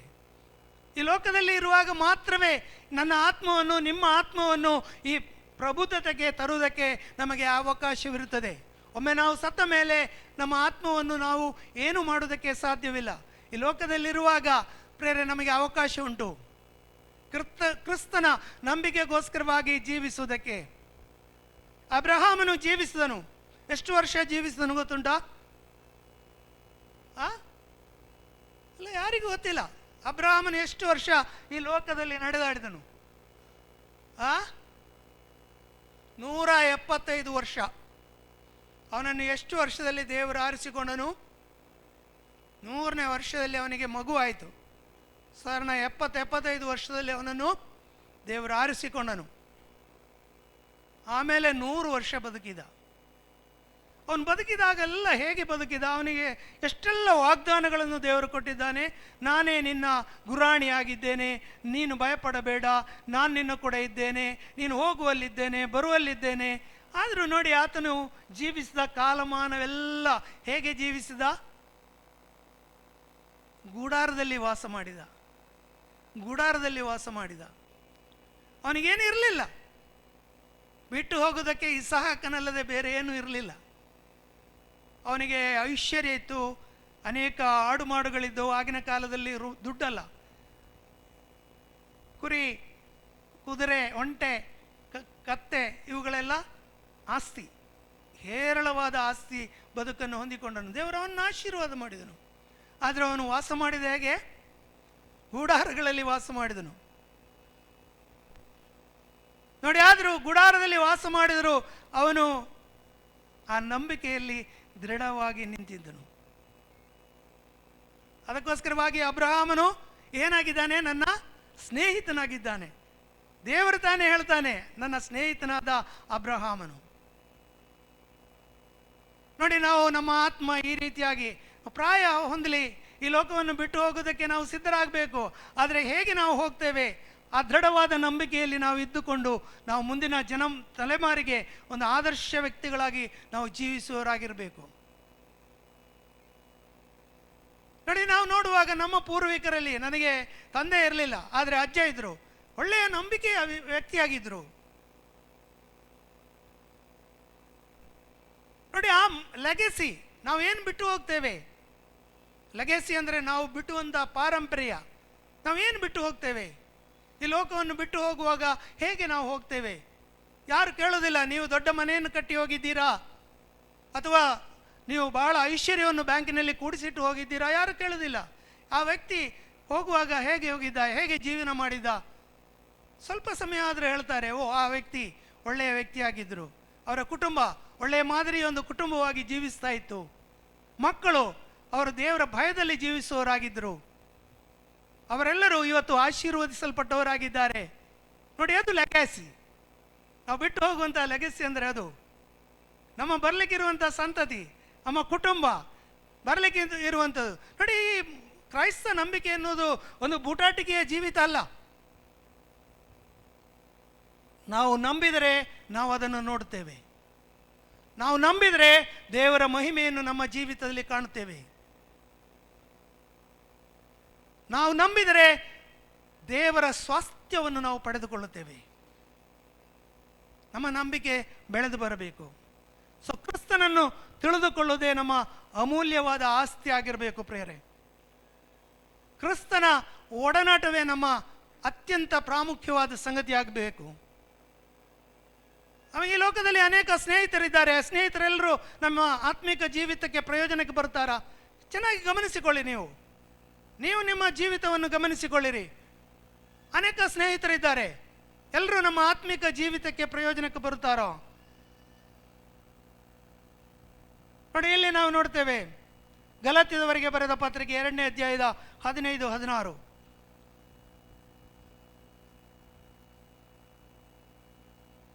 ನಾನಂತೂ ಹುಟ್ಟು ಯಹೂದ್ಯರು ಪಾಪಿಗಳು ಎನಿಸಿಕೊಂಡ ಅನ್ಯ ಜನರಲ್ಲ. 16 ನೋಡಿ, ಆದರೂ ಯಾವನಾದರೂ ಯೇಸು ಕ್ರಿಸ್ತನ ಮೇಲಿನ ನಂಬಿಕೆಯಿಂದಲೇ ಹೊರತು ನೇಮ ನಿಷ್ಠೆಗಳನ್ನು ಅನುಸರಿಸಿ ನೀತಿವಂತನೆಂದು ನಿರ್ಣಯಿಸಲ್ಪಡುವುದಿಲ್ಲವೆಂದು ನಮಗೆ ತಿಳಿದಿರುವುದರಿಂದ ನಾವು ಸಹ ನೇಮ ನಿಷ್ಠೆಗಳನ್ನು ಬಿಟ್ಟು ಕ್ರಿಸ್ತನ ಮೇಲಿನ ನಂಬಿಕೆಯಿಂದಲೇ ನೀತಿವಂತರೆಂದು ನಿರ್ಣಯಿಸಲ್ಪಟ್ಟವರಾಗಿ ಕ್ರಿಸ್ತ ಯೇಸುವಿನಲ್ಲಿ ನಂಬಿಕೆ ಇಟ್ಟೆವು. ನೀತಿವಂತನೆಂದು ನಿರ್ಣಯಿಸಲ್ಪಡುವುದು ನೇಮ ನಿಷ್ಠೆಗಳನ್ನು ಅನುಸರಿಸುವುದರಿಂದ ನೀತಿವಂತನೆಂದು ನಿರ್ಣಯಿಸಲ್ಪಡುವುದಿಲ್ಲ. ಇವತ್ತು ನೀವು ಹೇಳ್ಬೋದು, ಪ್ರತಿ ಭಾನುವಾರ ಸಂಡೇ ಸಭೆಗೆ ಬರ್ತೇವೆ, ಪ್ರತಿ ತಿಂಗಳು ನಮ್ಮ ಆದಾಯದ ದಶಮಾಂಶವನ್ನು ಹಾಕ್ತೇವೆ, ನ್ಯೂ ಲೈಫ್ ಚರ್ಚಿಗೆ ಹೋಗ್ತೇವೆ. ಇದು ಯಾವುದು ನಿಮ್ಮ ಆತ್ಮಿಕ ಜೀವಿತದ ಅಭಿವೃದ್ಧಿ ಅಥವಾ ನೀವು ಪರಲೋಕ ರಾಜ್ಯಕ್ಕೆ ಸೇರುತ್ತೀರಿ ಅನ್ನೋದಕ್ಕೆ ಗ್ಯಾರಂಟಿ ಇಲ್ಲ. ನಾನು ಹೇಳ್ತೇನೆ, ನಾನು ಇವತ್ತು ಸಭಾಪಾಲಕನಾಗಿ ನಿಮ್ಮೊಂದಿಗೆ ಮಾತನಾಡ್ತೇನೆ. ಆದರೆ ನೀವು ಯೇಸು ಕ್ರಿಸ್ತನನ್ನು ನಂಬಿಕೆಯ ಮೂಲಕವಾಗಿ ನೇಮ ನಿಷ್ಠೆಗಳಿಲ್ಲದೆ ಆತನ ನಂಬಿಕೆಯ ಮೂಲಕವಾಗಿ ಹಿಂಬಾಲಿಸುವುದಾದರೆ ನೀವು ಗ್ಯಾರಂಟಿಯಾಗಿ ಪರಲೋಕ ರಾಜ್ಯಕ್ಕೆ ನೀವು ಸೇರುವವರಾಗಿದ್ದೀರಿ. ಯೇಸುವಿನ ಹೊರತು ನೀವೇನೆಲ್ಲ ಮಾಡಿದರೂ ಅದು ವ್ಯರ್ಥ. ಯೇಸುವನ್ನು ಪ್ರಥಮ ಸ್ಥಾನದಲ್ಲಿ ನೀವು ಇಡದೆ ಏನೆಲ್ಲ ನೇಮ ನಿಷ್ಠೆಗಳನ್ನು ಪಾಲಿಸ್ತೀರೋ ಅದೆಲ್ಲ ಬರೀ ವ್ಯರ್ಥ. ಈ ಲೋಕದಲ್ಲಿ ಹೆಸರು ಬರ್ಬೋದು, ಅದು ಹೆಸರು ಮರೆತು ಬಿಡ್ತಾರೆ. ಅನೇಕರಿಗೆ ನೀವು ಉಪಕಾರ ಮಾಡಬಹುದು, ಆ ಉಪಕಾರ ತೆಗೆದುಕೊಂಡವರೇ ನಿಮ್ಮನ್ನು ಹೀಯಾಳಿಸ್ತಾರೆ. ಆದರೆ ನೋಡಿ, ಯೇಸುವನ್ನು ಹಿಂಬಾಲಿಸುವುದಾದರೆ ನೋಡಿ, ಇನ್ನೊಂದು ವಾಕ್ಯವನ್ನು ನೋಡುವ. ಯೆರೆಮೀಯನ ಪುಸ್ತಕ 9:23-24 ನೋಡಿ. ಯೆರೆಮೀಯನ ಪುಸ್ತಕ ಬೇಗನೆ ತೆಗೆಯಿರಿ ಸಹೋದರ.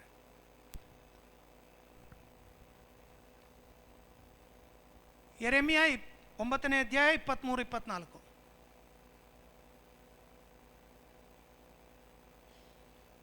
ಯೆಹೋವನು ಹೀಗನ್ನುತ್ತಾನೆ, ಜ್ಞಾನಿಯು ತನ್ನ ಜ್ಞಾನಕ್ಕೆ, ಪರಾಕ್ರಮಿಯು ತನ್ನ ಪರಾಕ್ರಮಕ್ಕೆ, ಐಶ್ವರ್ಯವಂತನು ತನ್ನ ಐಶ್ವರ್ಯಕ್ಕೆ ಹೆಚ್ಚಳ ಪಡೆದಿರಲಿ.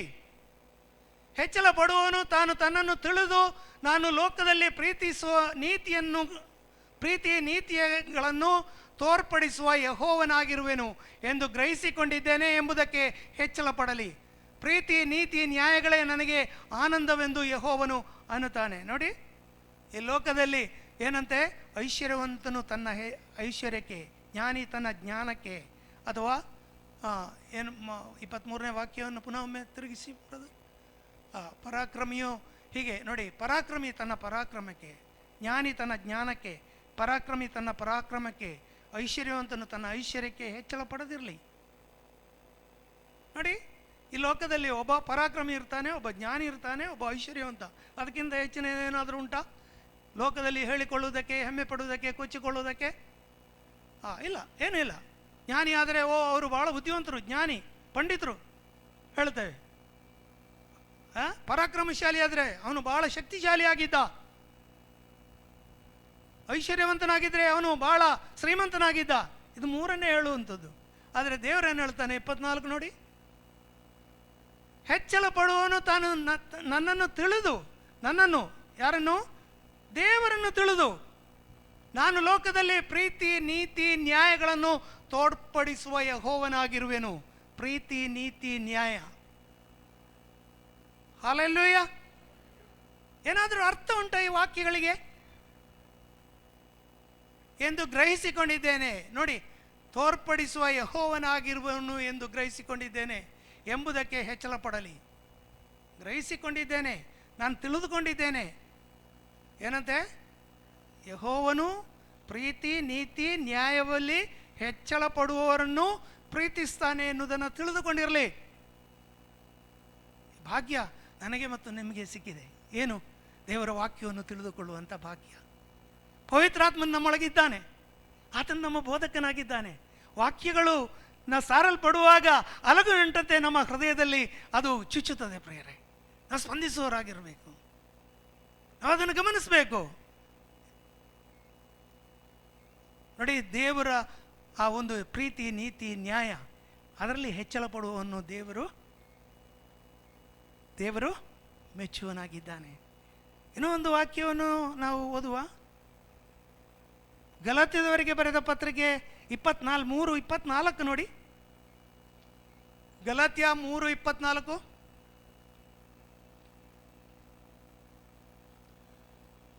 ನೋಡಿ, ಹೀಗಿರಲಾಗಿ ಧರ್ಮಶಾಸ್ತ್ರವು ನಮ್ಮನ್ನು ಕಾಯುವ ಆಳಿನಂತಾಗಿದೆ. ನಾವು ನಂಬಿಕೆಯಿಂದ ನೀತಿವಂತರೆಂಬ ನಿರ್ಣಯವನ್ನು ಹೊಂದುವುದಕ್ಕಾಗಿ ಕ್ರಿಸ್ತನಲ್ಲಿಗೆ ಸೇರುವ ತನಕ ಅದು ನಮ್ಮನ್ನು ಕಾಯುತ್ತದೆ. ನೋಡಿ, ಈಗ ಧರ್ಮಶಾಸ್ತ್ರ, ಯಹೂದ್ಯರಿಗೆ ಏನಿತ್ತು? ಧರ್ಮಶಾಸ್ತ್ರ. ಈಗ ಇಲ್ಲಿ ವಾಕ್ಯ ಏನು ಹೇಳ್ತದೆ? ಕ್ರಿಸ್ತನಲ್ಲಿ ಸೇರುವವರೆಗೆ ಧರ್ಮಶಾಸ್ತ್ರ ನಮ್ಮನ್ನು ಕಾಯ್ತಾ ಇದ್ದು. ಇದು ಯಾರಿಗೆ ಬರೀತಾ ಇದ್ದಾನೆ? ಪೌಲನು ಯಾರಿಗೆ ಬರೀತಾ ಇದ್ದಾನೆ? ನಮಗಂತೂ ಧರ್ಮಶಾಸ್ತ್ರ ಇರಲಿಲ್ಲ, ಯಹೂದ್ಯರಿಗೆ ಬರೀತಾ ಇದ್ದಾನೆ. ಧರ್ಮಶಾಸ್ತ್ರ ಇದ್ದವರಿಗೆ ಬರೀತಾ ಇದ್ದಾನೆ. ಏನಂತೆ? ಈ ಧರ್ಮಶಾಸ್ತ್ರ ನಿಮ್ಮನ್ನು ಕ್ರಿಸ್ತನಲ್ಲಿ ಸೇರುವವರೆಗೆ ನಿಮ್ಮನ್ನು ಆಳಿನಂತೆ ಕಾಯುವಂಥದ್ದಾಗಿದೆ, ನಿಮ್ಮನ್ನು ಸಂರಕ್ಷಿಸುವಂಥದ್ದಾಗಿದೆ. ಅವರಿಗೆ, ಯಾರಿಗೆ? ಯಹೂದ್ಯರಿಗೆ. ಧರ್ಮಶಾಸ್ತ್ರ ಅವರನ್ನು ಕ್ರಿಸ್ತನಲ್ಲಿ ಸೇರುವವರೆಗೆ ಸಂರಕ್ಷಿಸಿದಾಗಿದೆ. ನೀವು 20ರಿಂದ 27ನೇ ವಾಕ್ಯದವರೆಗೆ ನೀವು ಓದಿಕೊಳ್ಬಹುದು. ಅಲ್ಲಿ ಮನೆಗೆ ಹೋಗಿ ಅಲ್ಲಿ ಅನೇಕ ಸಂಗತಿಗಳು ಅಲ್ಲಿ ಕೊಡಲ್ಪಟ್ಟಿದೆ. ಯಾಕೆ ಕ್ರಿಸ್ತನನ್ನು ಹಿಂಬಾಲಿಸಬೇಕು ಎನ್ನುವುದಕ್ಕೆ. ಇನ್ನೂ ಒಂದು ವಾಕ್ಯ ಹಬಕ್ಕೂಕನ ಪತ್ರಿಕೆಯಲ್ಲಿ ನಾವು ನೋಡುತ್ತೇವೆ. ನನ್ನ ನೀತಿವಂತನು ಏನಂತೆ? ನಂಬಿಕೆಯಿಂದಲೇ ಜೀವಿಸ್ತಾನೆ. ನೋಡಿ ಹಾಕಿದ್ದು ಹಬಕ್ಕೂಕ 4:24. 2:4. ಹಬಕ್ಕೂಕ್, ಇಗೋ ಇದು ದುಷ್ಟನ ಅಂತರಾತ್ಮ ಉಬ್ಬಿಕೊಂಡಿದೆ, ಯಥಾರ್ಥವಲ್ಲ. ನೀತಿವಂತನೋ ತನ್ನ ನಂಬಿಕೆಯಿಂದಲೇ ಬದುಕುವನು. ದೇವರಿಗೆ ಸ್ತೋತ್ರವಾಗಲಿ. ನಾವು ನಮ್ಮನ್ನು ಹೆಸರು ಹಿಡಿದು ಕರೆಯೋದಕ್ಕೆ ಇಷ್ಟಪಡುತ್ತೇವೆ, ನಂಬಿಗಸ್ತರು, ವಿಶ್ವಾಸಿಗಳು ಅಂತ ಹೇಳಿ. ಅಲ್ಲ, ವಿಶ್ವಾಸಿ ಅಂದರೆ ನಂಬಿಗಸ್ತರಲ್ಲ, ಹೌದಲ್ವಾ? ಹೌದು, ನಾವು ನಂಬಿಗಸ್ತರು. ನಾವು ಹೇಗೆ ಜೀವಿಸಬೇಕು? ನೀತಿವಂತನು ನಂಬಿಕೆಯಿಂದಲೇ ಜೀವಿಸ್ತಾನೆ. ಅಂದರೆ ನಮ್ಮ ನಂಬಿಕೆ ಏನಾಗಬೇಕು? ಅದು ಸಾಸಿವೆ ಕಾಳಿನಷ್ಟು ನಂಬಿಕೆಯಾಗಿ ಇರುವುದಲ್ಲ. ಅದು ಏನಾಗಬೇಕು? ಬೆಳೆದು ಹೆಮ್ಮರವಾಗಬೇಕು. ಅದು ಹೆಮ್ಮರವಾಗಬೇಕು. ಅದು ಸಾಸಿವೆ ಕಾಳು ನೆಲಕ್ಕೆ ಹಾಕಿದರೆ ಅದೇನಾಗ್ತದೆ? ಹೆಮ್ಮರವಾಗಿ ಬೆಳೀತದೆ ಅಂತೆ. ಅದು ದೊಡ್ಡ ಮರವಾಗಿ ಬೆಳೆದು ಅನೇಕ ಪ್ರಾಣಿಗಳಿಗೆ ನೆರಳಾಗಿಯೂ ಪಕ್ಷಿಗಳಿಗೆ ಆಸರೆಯಾಗಿ ಇರುತ್ತದೆ. ಸೊ ನಮ್ಮ ನಂಬಿಕೆ ಈ ರೀತಿಯಾಗಿರಬೇಕು, ಅದು ಹೆಮ್ಮರವಾಗಿ ಬೆಳೆಯಬೇಕು. ಸೊ ಪರಿಶುದ್ಧತೆ ಇಲ್ಲದೆ, ಅದಕ್ಕೋಸ್ಕರವಾಗಿ ಪೇತ್ರನು ಹೇಳ್ತಾನೆ, ಪರಿಶುದ್ಧತೆ ಇಲ್ಲದೆ ಯಾರು ಕೂಡ ದೇವರನ್ನು ಕೊಳ್ಳುವುದಕ್ಕೆ ಸಾಧ್ಯವಿಲ್ಲ. ಅರ್ಥ ಆಯ್ತಾ? ಪರಿಶುದ್ಧತೆ ನಮಗೆ ಅವಶ್ಯಕ. ನೀತಿವಂತರು ನೋಡಿ, ನೀತಿವಂತರು ಹೇಗೆ ನೀತಿವಂತರು ಅಂದರೆ ನೋಡಿ, ಫರಿಸಾಯರ ಮತ್ತು ಶಾಸ್ತ್ರಿಗಳ ನೀತಿ ನೋಡಿ. ಮತ್ತಾಯನ ಸುವಾರ್ತೆ 5ನೇ ಅಧ್ಯಾಯದ 20ನೇ ವಾಕ್ಯ ನೋಡಿ. ನಿಮ್ಮ ನೀತಿ ಫರಿಸಾಯರ ಮತ್ತು ಶಾಸ್ತ್ರಿಗಳ ನೀತಿಗಿಂತ ಹೆಚ್ಚಿನದಾಗದಿದ್ದರೆ ನೀವು ಪರಲೋಕ ರಾಜ್ಯವನ್ನು ಸೇರಲಾರಿರಿ. ನಿಮ್ಮ ನೀತಿಯು ಶಾಸ್ತ್ರಿಗಳ ಮತ್ತು ಫರಿಸಾಯರ ನೀತಿಗಿಂತಲೂ ಹೆಚ್ಚಿನದಾಗದಿದ್ದರೆ ನೀವು ಪರಲೋಕ ರಾಜ್ಯದಲ್ಲಿ ಸೇರಲಾರಿರಿ ಎಂದು ನಿಮಗೆ ಹೇಳುತ್ತೇನೆ. ಫರಿಸಾಯರು ಮತ್ತು ಶಾಸ್ತ್ರಿಗಳು ಏನು ಮಾಡ್ತಾಯಿದ್ರು? ಅವರು ದಶಮಾಂಶವನ್ನು ಕೊಡ್ತಾ ಇದ್ರು. ಅಲ್ಲಿ ಜೀರಿಗೆ, ಬೆಳ್ಳುಳ್ಳಿ ಪ್ರತಿಯೊಂದರದ್ದು ದಶಮಾಂಶವನ್ನು ಕೊಡ್ತಾ ಇದ್ರು. ಆದರೆ ಮುಖ್ಯವಾದ ಸಂಗತಿ ಏನು? ತಂದೆ ತಾಯಿಗಳನ್ನು ಗೌರವಿಸ್ತಾ ಇರಲಿಲ್ಲ. ತಂದೆ ತಾಯಿಗಳಿಗೆ ಕೊಡಬೇಕಾದಂಥದ್ದನ್ನು ಕುರ್ಬಾನ್ ಅಂದರೆ ಏನು? ದೇವರಿಗೆ ಒಪ್ಪಿಸಿಕೊಟ್ಟಿದ್ದೇವೆ ಅಂತ ಹೇಳಿ ಗಮನಿಸ್ತಾ ಇರಲಿಲ್ಲ. ತಂದೆ ತಾಯಿಯನ್ನು ಗೌರವಿಸ್ತಾ ಇರಲಿಲ್ಲ. ಅದಕ್ಕೋಸ್ಕರವಾಗಿ ಯೇಸು ಸ್ವಾಮಿ ಹೇಳ್ತಾನೆ, ನಿಮ್ಮ ನೀತಿ ಶಾಸ್ತ್ರಿಗಳ ಫರಿಸಾಯರ ನೀತಿಗಿಂತಲೂ ಹೆಚ್ಚಿನದಾಗದಿದ್ದರೆ ನೀವು ಪರಲೋಕದಲ್ಲಿ ಸೇರಲಾರಿರಿ.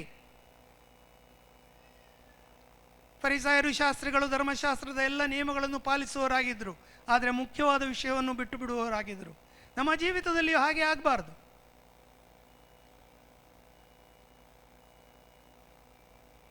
ನೋಡಿ, ನಾವು ಲೂಕನ ಸುವಾರ್ತೆ 14ನೇ ಅಧ್ಯಾಯದ 33ನೇ ವಾಕ್ಯ ನೋಡಿ. ಲೂಕನ ಸುವಾರ್ತೆ 14ನೇ ಅಧ್ಯಾಯ 33. ಹಾಗೆ ನಿಮ್ಮಲ್ಲಿ ಯಾವನೇ ಆಗಲಿ ತನಗಿರುವುದನ್ನೆಲ್ಲ ಬಿಟ್ಟು ಬಿಡದೆ ಹೋದರೆ ಅವನು ನನ್ನ ಶಿಷ್ಯನಾಗಲಾರನು. ನೀವೆಲ್ಲವನ್ನು ಬಿಟ್ಟು ಯಾರಿಗೆ ಬಿಡ್ತೀರಿ? ಅಂದರೆ ಇದರ ಅರ್ಥ ಏನು? ತಾತ್ಪರ್ಯ ಏನು? ಇದರ ತಾತ್ಪರ್ಯ ಏನು ನೋಡಿ. ನಾವು ಯೇಸು ಸ್ವಾಮಿಗಿಂತ ಯಾವುದು ಕೂಡ ನಮ್ಮ ಜೀವಿತದಲ್ಲಿ ಪ್ರಾಮುಖ್ಯತೆಯನ್ನು ಪಡೆದುಕೊಳ್ಳಬಾರದು. ಈ ಲೋಕದಲ್ಲಿ ನಮಗಿರುವಾಗ ನಮಗೆ ಅನವಸ್ತ್ರಾದಿಗಳು ಬೇಕು, ಊಟ ಬೇಕು, ನಮಗೆಲ್ಲ ಸಂಗತಿಗಳು ಬೇಕು. ಇದನ್ನು ಯಾವುದನ್ನು ಬಿಡಲಿಕ್ಕೆ ದೇವರು ಹೇಳಿಲ್ಲ. ಆದರೆ ನೀನು ನನಗಿಂತ ಹೆಚ್ಚಾಗಿ ನೀನು ನಿನ್ನ ಮಗನನ್ನಾಗಲಿ, ಮಗಳನ್ನಾಗಲಿ, ತಂದೆಯನ್ನಾಗಲಿ, ತಾಯಿಯನ್ನಾಗಲಿ, ಅಥವಾ ಹೆಂಡತಿಯನ್ನಾಗಲಿ, ಗಂಡನ್ನಾಗಲಿ, ಅಥವಾ ಈ ಲೋಕದ ಯಾವುದೇ ಸಂಗತಿಗಳನ್ನಾಗಿ ನನಗಿಂತ ಹೆಚ್ಚಾಗಿ ನೀನು ಪ್ರೀತಿಸುವುದಾದರೆ ನೀನು ನನಗೆ ಯೋಗ್ಯನಲ್ಲ. ಚೆನ್ನಾಗಿ ತಿಳಿದುಕೊಳ್ಳಿರಿ, ಯೇಸು ಸ್ವಾಮಿಗೆ ನಮ್ಮ ಜೀವಿತದಲ್ಲಿ ಪ್ರಥಮ ಸ್ಥಾನವನ್ನು ಕೊಡಬೇಕು. ನಿಮ್ಮಲ್ಲಿ ಯಾವನೇ ಆಗಲಿ ತನಗಿರುವುದನ್ನೆಲ್ಲ ಬಿಟ್ಟು ಬಿಡದೆ ಹೋದರೆ ಅವನು ನನ್ನ ಶಿಷ್ಯನಾಗಿರಲಾರನು. 4ನೇದಾಗಿ ಮತ್ತು ಕೊನೆಯದಾಗಿರುವಂತಹ ಸಂಗತಿ ನೋಡುವ. ಕ್ರಿಸ್ತನು 10ನೇ ವಾಕ್ಯದಲ್ಲಿ, 10ನೇ ವಾಕ್ಯ, ಫಿಲಿಪ್ಪಿಯದವರಿಗೆ ಬರೆದ 3ನೇ ಅಧ್ಯಾಯದ 10ನೇ ವಾಕ್ಯ 10. ಆತನನ್ನು, ಆತನ ಪುನರುತ್ಥಾನದಲ್ಲಿರುವ ಶಕ್ತಿಯನ್ನು, ಆತನ ಬಾಧೆಗಳಲ್ಲಿ ಪಾಲುಗಾರನಾಗಿರುವ ಪದವಿಯನ್ನು ತಿಳುಕೊಂಡು ಆತನ ಮರಣದ ವಿಷಯದಲ್ಲಿ ಆತನಿಗೆ ಸ್ವರೂಪವಾಗಬೇಕೆಂಬುದೇ ನನ್ನ ಕುತೂಹಲ. ಪಾಲನ ಕುತೂಹಲ ಏನಂತ ಹೇಳಿದರೆ ಭಾಳ ಚೆನ್ನಾಗಿದೆ ನೋಡಿ. ಇನ್ನೊಂದು ಅರ್ಥದಲ್ಲಿ ಯೋಹಾನ 15:5 ನೋಡಿ. ಯೋಹಾನ 15:5.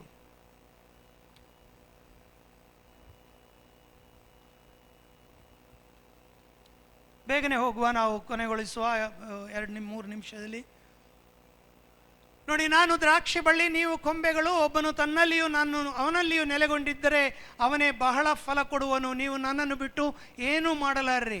ನೋಡಿ, ಯೇಸು ಕ್ರಿಸ್ತನನ್ನು ಬಿಟ್ಟು ನೀವು ಏನು ಮಾಡಲಾರ್ರಿ. ಆತನಲ್ಲಿ ನೆಲೆಗೊಳ್ಳಬೇಕು. ಆತನೇ ಬಳ್ಳಿ, ನಾವು ಕೊಂಬೆಗಳಾಗಿದ್ದೇವೆ. ಇದೆಲ್ಲ ನಮಗೆ ಬೈ ಹಾರ್ಟ್ ಗೊತ್ತುಂಟು, ಆದರೆ ನಾವು ಪಾಲಿಸುವುದಿಲ್ಲ. ಆತನು ಬಳ್ಳಿಯಾಗಿಯೂ ನಾವು ಕೊಂಬೆಗಳಾಗಿಯೂ ಇರುವುದರ ಬದಲಾಗಿ ನಾವೇ ಬಳ್ಳಿಗಳಾಗ್ತೇವೆ. ಸೊ ಚಿಂತನೆ ಮಾಡಿಕೊಳ್ಳಿ. ಗಲಾತ್ಯದವರಿಗೆ ಬರೆದ ಪತ್ರಿಕೆ 2:20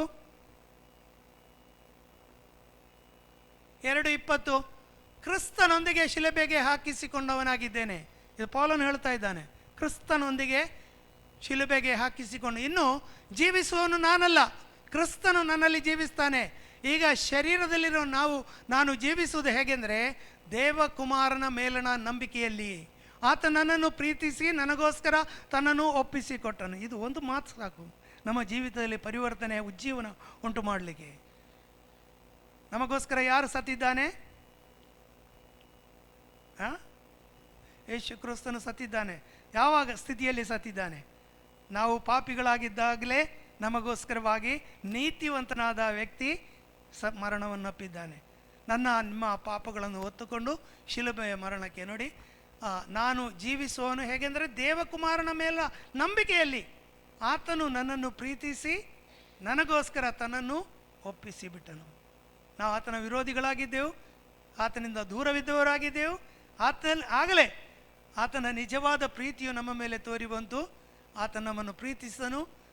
ನನಗೋಸ್ಕರ ನಿಮಗೋಸ್ಕರ ಆತನು ತನ್ನನ್ನು ಒಪ್ಪಿಸಿಕೊಟ್ಟನು. ನೋಡಿ, ಆ ಶಿಲುಬೆಯ ಮರಣ, ಆಗಿನ ಕಾಲದಲ್ಲಿ ಅತ್ಯಂತ ನಿಕೃಷ್ಟವಾದ ಮರಣ, ಶಿಲುಬೆಯ ಮರಣ. ಇವತ್ತು ನಮಗೆ ಅದರ ಪರಿಕಲ್ಪನೆ ಕೂಡ ಇಲ್ಲ. ಆ ಮರಣದ ಬಗ್ಗೆ ಇರುವಂಥ ಪರಿಕಲ್ಪನೆ ಇಲ್ಲ, ಯಾಕಂದರೆ ನಾವು ಅಲ್ಲಿ ನೋಡೋದಿಲ್ಲ. ಆಗಿನ ಕಾಲದಲ್ಲಿ ಶಿಲುಬೆಯ ಮರಣ ನಿಕೃಷ್ಟ ಮರಣ, ಅದು ಇಂಚಾಗಿ ಸಾಯಬೇಕು, ಒಮ್ಮೆಗೆ ಸಾಯುವುದಲ್ಲ. ಇವತ್ತು ಕಾನೂನು ಬಂದಿದೆ, ಒಮ್ಮೆಗೆ ಸಾಯುವಂಥದ್ದು, ಹೊಸ ಇನ್ನೋವೇಷನ್. ಹೇಗೆ ನಾವು ಏರೋಪ್ಲೇನ್ ಎಲ್ಲ ಕಂಡು ಹಿಡಿದಿದ್ದೇವೆ ಹಾಗೆ. ಮೊದಲೇನು ಕಾಲ್ನಡಿಗೆ, ಆಮೇಲೆ ಎತ್ತಿನ ಗಾಡಿ, ಈಗೇನಾಗಿದೆ ಜೆಟ್ ಪ್ಲೇನ್, ಕ್ಷಣ ಮಾತ್ರದಲ್ಲಿ ತಲುಪುವಂಥದ್ದು. ಹಾಗೆ ಮರಣಕ್ಕೂ ಹಾಗೆ, ಮರಣ ಶಿಕ್ಷೆಗೆ ಅನುಭವಿಸುವವರಿಗೂ ಕೂಡ ನೋವು ಗೊತ್ತಾಗಬಾರ್ದಂತೆ. ಮರಣ ಶಿಕ್ಷೆ ಅನುಭವಿಸುವವನಿಗೆ ಆ ಮರಣದ ನೋವು ಆಗಬಾರ್ದಂತೆ. ಮೊದಲನೇ ಕಾಲದಲ್ಲಿ, ಯೇಸು ಸ್ವಾಮಿಯ ಕಾಲದಲ್ಲಿ ಶಿಲುಬೆಗೆ ಹಾಕಿ ಅವನನ್ನು, ಕೆಲವರನ್ನು ತಲೆ ಕೆಳಗಾಗಿ ಹಾಕ್ತಾ ಇದ್ದಾರಂತೆ ಶಿಲುಬೆಗೆ. ಅವನು ಮರಣ ಹೊಂದಬೇಕು. ಹೇಗೆ? ಇಂಚಾಗಿ ಆ ಮರಣವನ್ನು ಅನುಭವಿಸಿ ಸಾಯಬೇಕು, ಯಾತನೆ ಅನುಭವಿಸಿ ಸಾಯಬೇಕು. ಅದಕ್ಕೆ ಕಾಲಿಗೂ ಕೈಗೂ ಮೊಳೆಯನ್ನು ಹೊಡೆದು ಅವನನ್ನು ನೇತಾಕುವಂಥದ್ದು. ಯೇಸು ಸ್ವಾಮಿಯ ಮರಣ ಅಷ್ಟು ಭೀಕರವಾಗಿತ್ತು. ಅದಕ್ಕೋಸ್ಕರವಾಗಿ ಗೆತ್ಸೆಮನೆ ತೋಟದಲ್ಲಿ ಆತನು ಯೇಸು ತಂದೆಯಲ್ಲಿ ಮೊರೆ ಇಡುತ್ತಾನೆ, ಸ್ವಾಮಿ, ತಂದೆ, ನೀನು ಈ ಪಾತ್ರೆಯನ್ನು ನನ್ನಿಂದ ತೆಗೆಯುವುದಾದರೆ ತೆಗೆದು ಬಿಡು, ಆದಾಗ್ಯೂ ನನ್ನ ಚಿತ್ತವಲ್ಲ ನಿನ್ನ ಚಿತ್ತವೇ ನೆರವೇರಬೇಕು. ನೋಡಿ, ಅಲ್ಲಿ ಆತನು ಆ ರಾತ್ರಿಯಲ್ಲಿ ಆತನು ಹಾದು ಹೋದಂಥ ಯಾತನೆ ಅದು ಸಾಧಾರಣವಾದ ಯಾತನೆ ಅಲ್ಲ. ನನ್ನನ್ನು ಮತ್ತು ನಿಮ್ಮನ್ನು ಲಕ್ಷ್ಯದಲ್ಲಿ ಇಟ್ಟುಕೊಂಡು ಆತನು ತಂದೆಯ ಬಳಿಯಲ್ಲಿ ತನ್ನನ್ನು ಸಮರ್ಪಿಸಿದನು. ಆತನ ಬೆವರ ಹನಿಗಳು ಅದೇನಾಗಿತ್ತು? ರಕ್ತದ ಬಿಂದುಗಳಾಗಿ ನೆಲಕ್ಕೆ ಬಿದ್ದವು. ಕಣ್ಣಿನಿಂದ ಕಣ್ಣೀರು ಬರುವ ಬದಲಾಗಿ ಕಣ್ಣಿನಿಂದ ರಕ್ತದ ಹನಿಗಳು ಧಾರೆಯಾಗಿ ಬಂದದ್ದು ನಮ್ಮ ರಕ್ಷಕನಾದ ಯೇಸು ಸ್ವಾಮಿಯ ಕಣ್ಣಿನಿಂದ. ಪ್ರೇರೆ, ನನಗೋಸ್ಕರ ನಿಮಗೋಸ್ಕರವಾಗಿ ಪಟ್ಟಂಥ ಯಾತನೆ. ಇವತ್ತು ನಾವು ಏನು ಮಾಡ್ತಾ ಇದ್ದೇವೆ ಈತನಿಗೋಸ್ಕರ? ನಮ್ಮ ತ್ಯಾಗ ಏನು? ನಮ್ಮನ್ನು ನಾವು ಪರೀಕ್ಷಿಸಿಕೊಳ್ಳುವ ಈ ಬೆಳಗಿನ ಜಾವದಲ್ಲಿ. ಪ್ರೇರೆ, ನಾವು ನಮ್ಮನ್ನು ಅತ್ಯಂತ ಶ್ರೇಷ್ಠವಾದ ಒಂದು ಭಾಗ್ಯಕರವಾದ ಸಂಗತಿಗೆ ಯೇಸು ಸ್ವಾಮಿ ಕರೆದಿದ್ದಾನೆ. ಅದೇನಂತ ಹೇಳಿದರೆ, ಆತನ ಮೂಲಕವಾಗಿ ಈ ಲೋಕಕ್ಕೆ ರಕ್ಷಣೆಯಾಗುವುದಕ್ಕೋಸ್ಕರವಾಗಿ. ಪ್ರೇರೆ, ಈ ಲೋಕದಲ್ಲಿ ಅಸಂಖ್ಯ ಜನರಿದ್ದರೂ ನನ್ನನ್ನು ನಿಮ್ಮನ್ನು ಹೆಸರಿಡಿದು ಕರೆದಿದ್ದಾನೆ. ಯೋಗ್ಯರಲ್ಲದಿದ್ದರೂ ಆತನು ಯೋಗ್ಯತೆಯನ್ನು ಕೊಟ್ಟಿದ್ದಾನೆ. ವಿರೋಧಿಗಳಾದರೂ ಆತ ನನ್ನನ್ನು ನಿಮ್ಮನ್ನು ಪ್ರೀತಿಸಿದ್ದಾನೆ. ಅನೇಕ ವಾಕ್ಯಗಳುಂಟು, ಇಲ್ಲಿಗೆ ಕೊನೆಗೊಳಿಸ್ತೇನೆ. ದೇವರು ನಿಮ್ಮನ್ನು ಆಶೀರ್ವದಿಸಲಿ. ಲೂಕನ ಸುವಾರ್ತೆ 9ನೇ ಅಧ್ಯಾಯದ 23ನೇ ವಾಕ್ಯವನ್ನು ನೋಡಿ ಕೊನೆಗೊಳಿಸುವ. ಇದಲ್ಲದೆ ಆತನು ಎಲ್ಲರಿಗೂ ಹೇಳಿದ್ದೇನೆಂದರೆ, ಎಲ್ಲರಿಗೂ, ಯಾರಿಗೆ? ಹೆಂಗಸರಿಗೆ, ಮಕ್ಕಳಿಗೆ, ಪ್ರಾಯಸ್ಥರಿಗೆ, ಯೌವನಸ್ಥರಿಗೆ, ಎಲ್ಲರಿಗೂ ಹೇಳಿದ್ದಾನೆ. ಯಹೂದ್ಯರಿಗೆ, ಗ್ರೀಕರಿಗೆ, ಅನ್ಯರಿಗೆ ಎಲ್ಲರಿಗೂ ಹೇಳಿದ್ದೇನೆಂದರೆ, ಯಾವನಿಗಾದರೂ ನನ್ನ ಹಿಂದೆ ಬರುವುದಕ್ಕೆ ಮನಸ್ಸಿದ್ದರೆ ಅವನು ತನ್ನನ್ನು ನಿರಾಕರಿಸಿ ತನ್ನ ಶಿಲುಬೆಯನ್ನು ದಿನಾಲು ಹೊತ್ತುಕೊಂಡು ನನ್ನ ಹಿಂದೆ ಬರಲಿ. ಪ್ರೇಲೆ, ಪೌಲನು ಕೂಡ ಇದನ್ನೇ ಹೇಳೋದು, ನಾನು ದಿನಾಲು ಸಾಯುವುದಕ್ಕೆ ಇಷ್ಟಪಡುತ್ತೇನೆ ಕ್ರಿಸ್ತನಿಗೋಸ್ಕರವಾಗಿ. ಎಲ್ಲ ಸಮಯದಲ್ಲಿ ಸಾಯುವುದಕ್ಕೆ ಇಷ್ಟಪಡುತ್ತೇನೆ ಕ್ರಿಸ್ತನಿಗೋಸ್ಕರ. ನನ್ನ ಹಳೆಯ ಸ್ವಭಾವಕ್ಕೆ ನಾನು ಸಾಯುವುದಕ್ಕೆ ಇಷ್ಟಪಡುತ್ತೇನೆ ಕ್ರಿಸ್ತನ ನಿಮಿತ್ತವಾಗಿ. ಇವತ್ತು ಹಳೆಯ ಸ್ವಭಾವವನ್ನು ಒಂದು ಕಾಲದಲ್ಲಿ ಬಿಟ್ಟ ನಾವು ಪುನಃ ಅದನ್ನೇ ಹಿಡಿದುಕೊಳ್ಳುವುದಕ್ಕೆ ಪ್ರಯತ್ನ ಪಡುತ್ತಾ ಇದ್ದೇವೆ. ಅದಕ್ಕೆ ನಮ್ಮಲ್ಲಿ ಉಜ್ಜೀವನ ಇಲ್ಲ, ಅದಕ್ಕೆ ನಮಗೆ ಆಸಕ್ತಿ ಕಡಿಮೆ. ಪ್ರೇರಣೆ, ನಾವು ಚೆನ್ನಾಗಿ ಅರ್ಥ ಮಾಡಿಕೊಳ್ಳುವ, ನಾವು ಚೆನ್ನಾಗಿ ನಮ್ಮನ್ನು ಗಮನಿಸಿಕೊಳ್ಳುವ. ಯಾವನಿಗಾದರೂ ನನ್ನ ಹಿಂದೆ ಬರುವುದಕ್ಕೆ ಮನಸ್ಸಿದ್ದರೆ ಅವನು ತನ್ನನ್ನು ನಿರಾಕರಿಸುವುದಂದರೆ ಏನು? ತನ್ನನ್ನೇ ತಗ್ಗಿಸಿಕೊಳ್ಳುವುದು, ತನ್ನನ್ನೇ ಸಂಪೂರ್ಣವಾಗಿ ಸಮರ್ಪಿಸಿಕೊಡುವುದು, ನಿರಾಕರಿಸುವುದು, ತನ್ನ ಶರೀರದ ಅಭಿಲಾಷೆಗಳನ್ನು ನಿರಾಕರಿಸುವುದು, ತನ್ನ ಹಳೆಯ ಸ್ವಭಾವವನ್ನು ನಿರಾಕರಿಸುವಂಥದ್ದು. ಆತನು ಶಿಲುಬೆಯನ್ನು ದಿನಾಲು ಹೊತ್ತುಕೊಂಡು ನನ್ನ ಬಳಿಗೆ ಬರಲಿ. ಪ್ರೇರೆ, ಈ ಬೆಳಗಿನ ಜಾವದಲ್ಲಿ ನಿಮ್ಮ ಚಿಂತನೆಗೆ ನಾನು ಇಲ್ಲಿಗೆ ಬಿಡುತ್ತೇನೆ. ನೀವು ದಿನಾಲು ಯಾವುದನ್ನು ಹಿಂಬಾಲಿಸ್ತಾ ಇದ್ದೀರಿ? ಕ್ರಿಸ್ತನನ್ನು ಹಿಂಬಾಲಿಸ್ತಾ ಇದ್ದೀರಾ? ಅಥವಾ ಈ ಲೋಕದ ಸಂಗತಿಗಳನ್ನು, ಸ್ವಲ್ಪ ಐಶ್ವರ್ಯವನ್ನು ಅಥವಾ ಸ್ವಲ್ಪ ನಿಮ್ಮ ಅನುಕೂಲತೆಗಳನ್ನು ನೀವು ಹಿಂಬಾಲಿಸ್ತಾ ಇದ್ದೀರಾ? ಇದು ನಿಮಗೆ ಬಿಟ್ಟದ್ದು. ಪರಲೋಕ ರಾಜ್ಯ ಆ ಒಬ್ಬ ವ್ಯಾಪಾರಿಯಾಗಿ, ಅದು ಮುತ್ತು, ಬಹಳ ಬೆಲೆಯುಳ್ಳ ಮುತ್ತು. ಆತನು ಅದನ್ನು ಹೋಗಿ ತನ್ನ ಬದುಕನ್ನೆಲ್ಲ ಮಾರಿಬಿಟ್ಟು ಅದನ್ನು ಕಂಡುಕೊಂಡು ತಿರುಗಿ ಬಂದು ಕೊಂಡುಕೊಳ್ಳುತ್ತಾನೆ.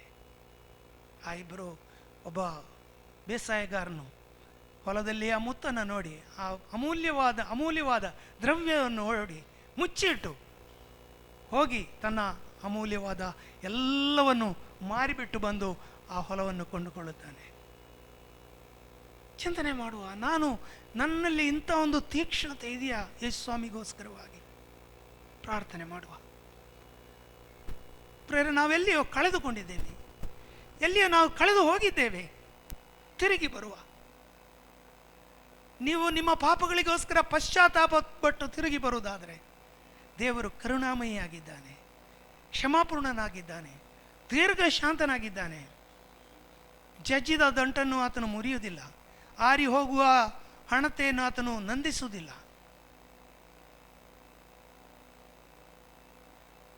ನಾವು ಆತನ ಬಳಿಗೆ ಬರುವ, ನಮ್ಮ ಹೃದಯವನ್ನು ಆತನು ಕೇಳುತ್ತಾನೆ. ನಮ್ಮ ಯಾವುದನ್ನು ಆತನು ಕೇಳುವುದಿಲ್ಲ, ನಮ್ಮ ಹೃದಯವನ್ನು ಕೇಳುತ್ತಾನೆ. ಒಂದು ನಿಮಿಷ ನಾವು ಪರೀಕ್ಷಿಸುವ. ನಾವೆಲ್ಲರೂ ಎದ್ದು ನಿಲ್ಲುವ. Hallelujah, Jesus. ತಂದೆಯ ದೇವರೇ, ಈ ಮುಂಚಾನ ವೇಳೆಯಲ್ಲಿ ನಿನ್ನ ಪವಿತ್ರಾತ್ಮನ ಮೂಲಕವಾಗಿ ನೀನು ನಮ್ಮೊಂದಿಗೆ ಮಾತನಾಡಿದ್ದೀ ಸ್ವಾಮಿ. ನಮ್ಮ ಲಕ್ಷ್ಯವನ್ನು ಬದಲಾಯಿಸು ಕರ್ತನೆ. ಎಲ್ಲಿ ನಾವು ಹಿಂತಿರುಗಿ ಬರಬೇಕೋ ಅಲ್ಲಿ ಹಿಂತಿರುಗಿ ಬರುವುದಕ್ಕೆ ನಿನ್ನ ಕೃಪೆ ಕೊಡು ಸ್ವಾಮಿ. ನೀನೇ ನಮ್ಮ ಜೀವಿತದಲ್ಲಿ ಅಮೂಲ್ಯವಾದ ಆ ದ್ರವ್ಯವಾಗಿದ್ದಿ ಸ್ವಾಮಿ, ಆ ಮುತ್ತಾಗಿದ್ದಿ ಸ್ವಾಮಿ. ಇದನ್ನು ಅರ್ಥ ಮಾಡಿಕೊಳ್ಳುವುದಕ್ಕೆ ನಮ್ಮ ಅಲ್ಪ ಮನಸ್ಸಿಗೆ ಸಾಧ್ಯವಾಗಲಿಲ್ಲ ಸ್ವಾಮಿ. ನಮ್ಮನ್ನು ಕ್ಷಮಿಸು. ಲೋಕ ಸಂಬಂಧವಾದ ಸಂಗತಿಗಳಲ್ಲಿಯೇ ನಾವು ಮನಸ್ಸಿಟ್ಟೆವು ಸ್ವಾಮಿ. ದೇವರೇ, ನಮ್ಮನ್ನು ನೀನು ಕರುಣಿಸು, ನಿನ್ನ ಕೃಪೆಯಲ್ಲಿ ನಮ್ಮನ್ನು ತುಂಬಿಸು. ದೇವರೇ, ನಿನಗೋಸ್ಕರವಾಗಿ ಜೀವಿಸುವುದಕ್ಕೆ ನಮಗೆ ಅವಕಾಶವನ್ನು ಇನ್ನೂ ಕೊಡು ಸ್ವಾಮಿ. ನಮ್ಮ ದಿನಗಳು ಮುಗಿದು ಹೋಗಲಿಲ್ಲ ಸ್ವಾಮಿ. ದೇವರೇ, ನೀನು ಕರೆದ ಉದ್ದೇಶವನ್ನು ನೆರವೇರಿಸುವುದಕ್ಕೆ ನಮಗೆ ಸಹಾಯ ಮಾಡು ತಂದೆ. ನಮ್ಮನ್ನು ಆಧರಿಸುವುದಕ್ಕೋಸ್ಕರವಾಗಿ ಸ್ತೋತ್ರ.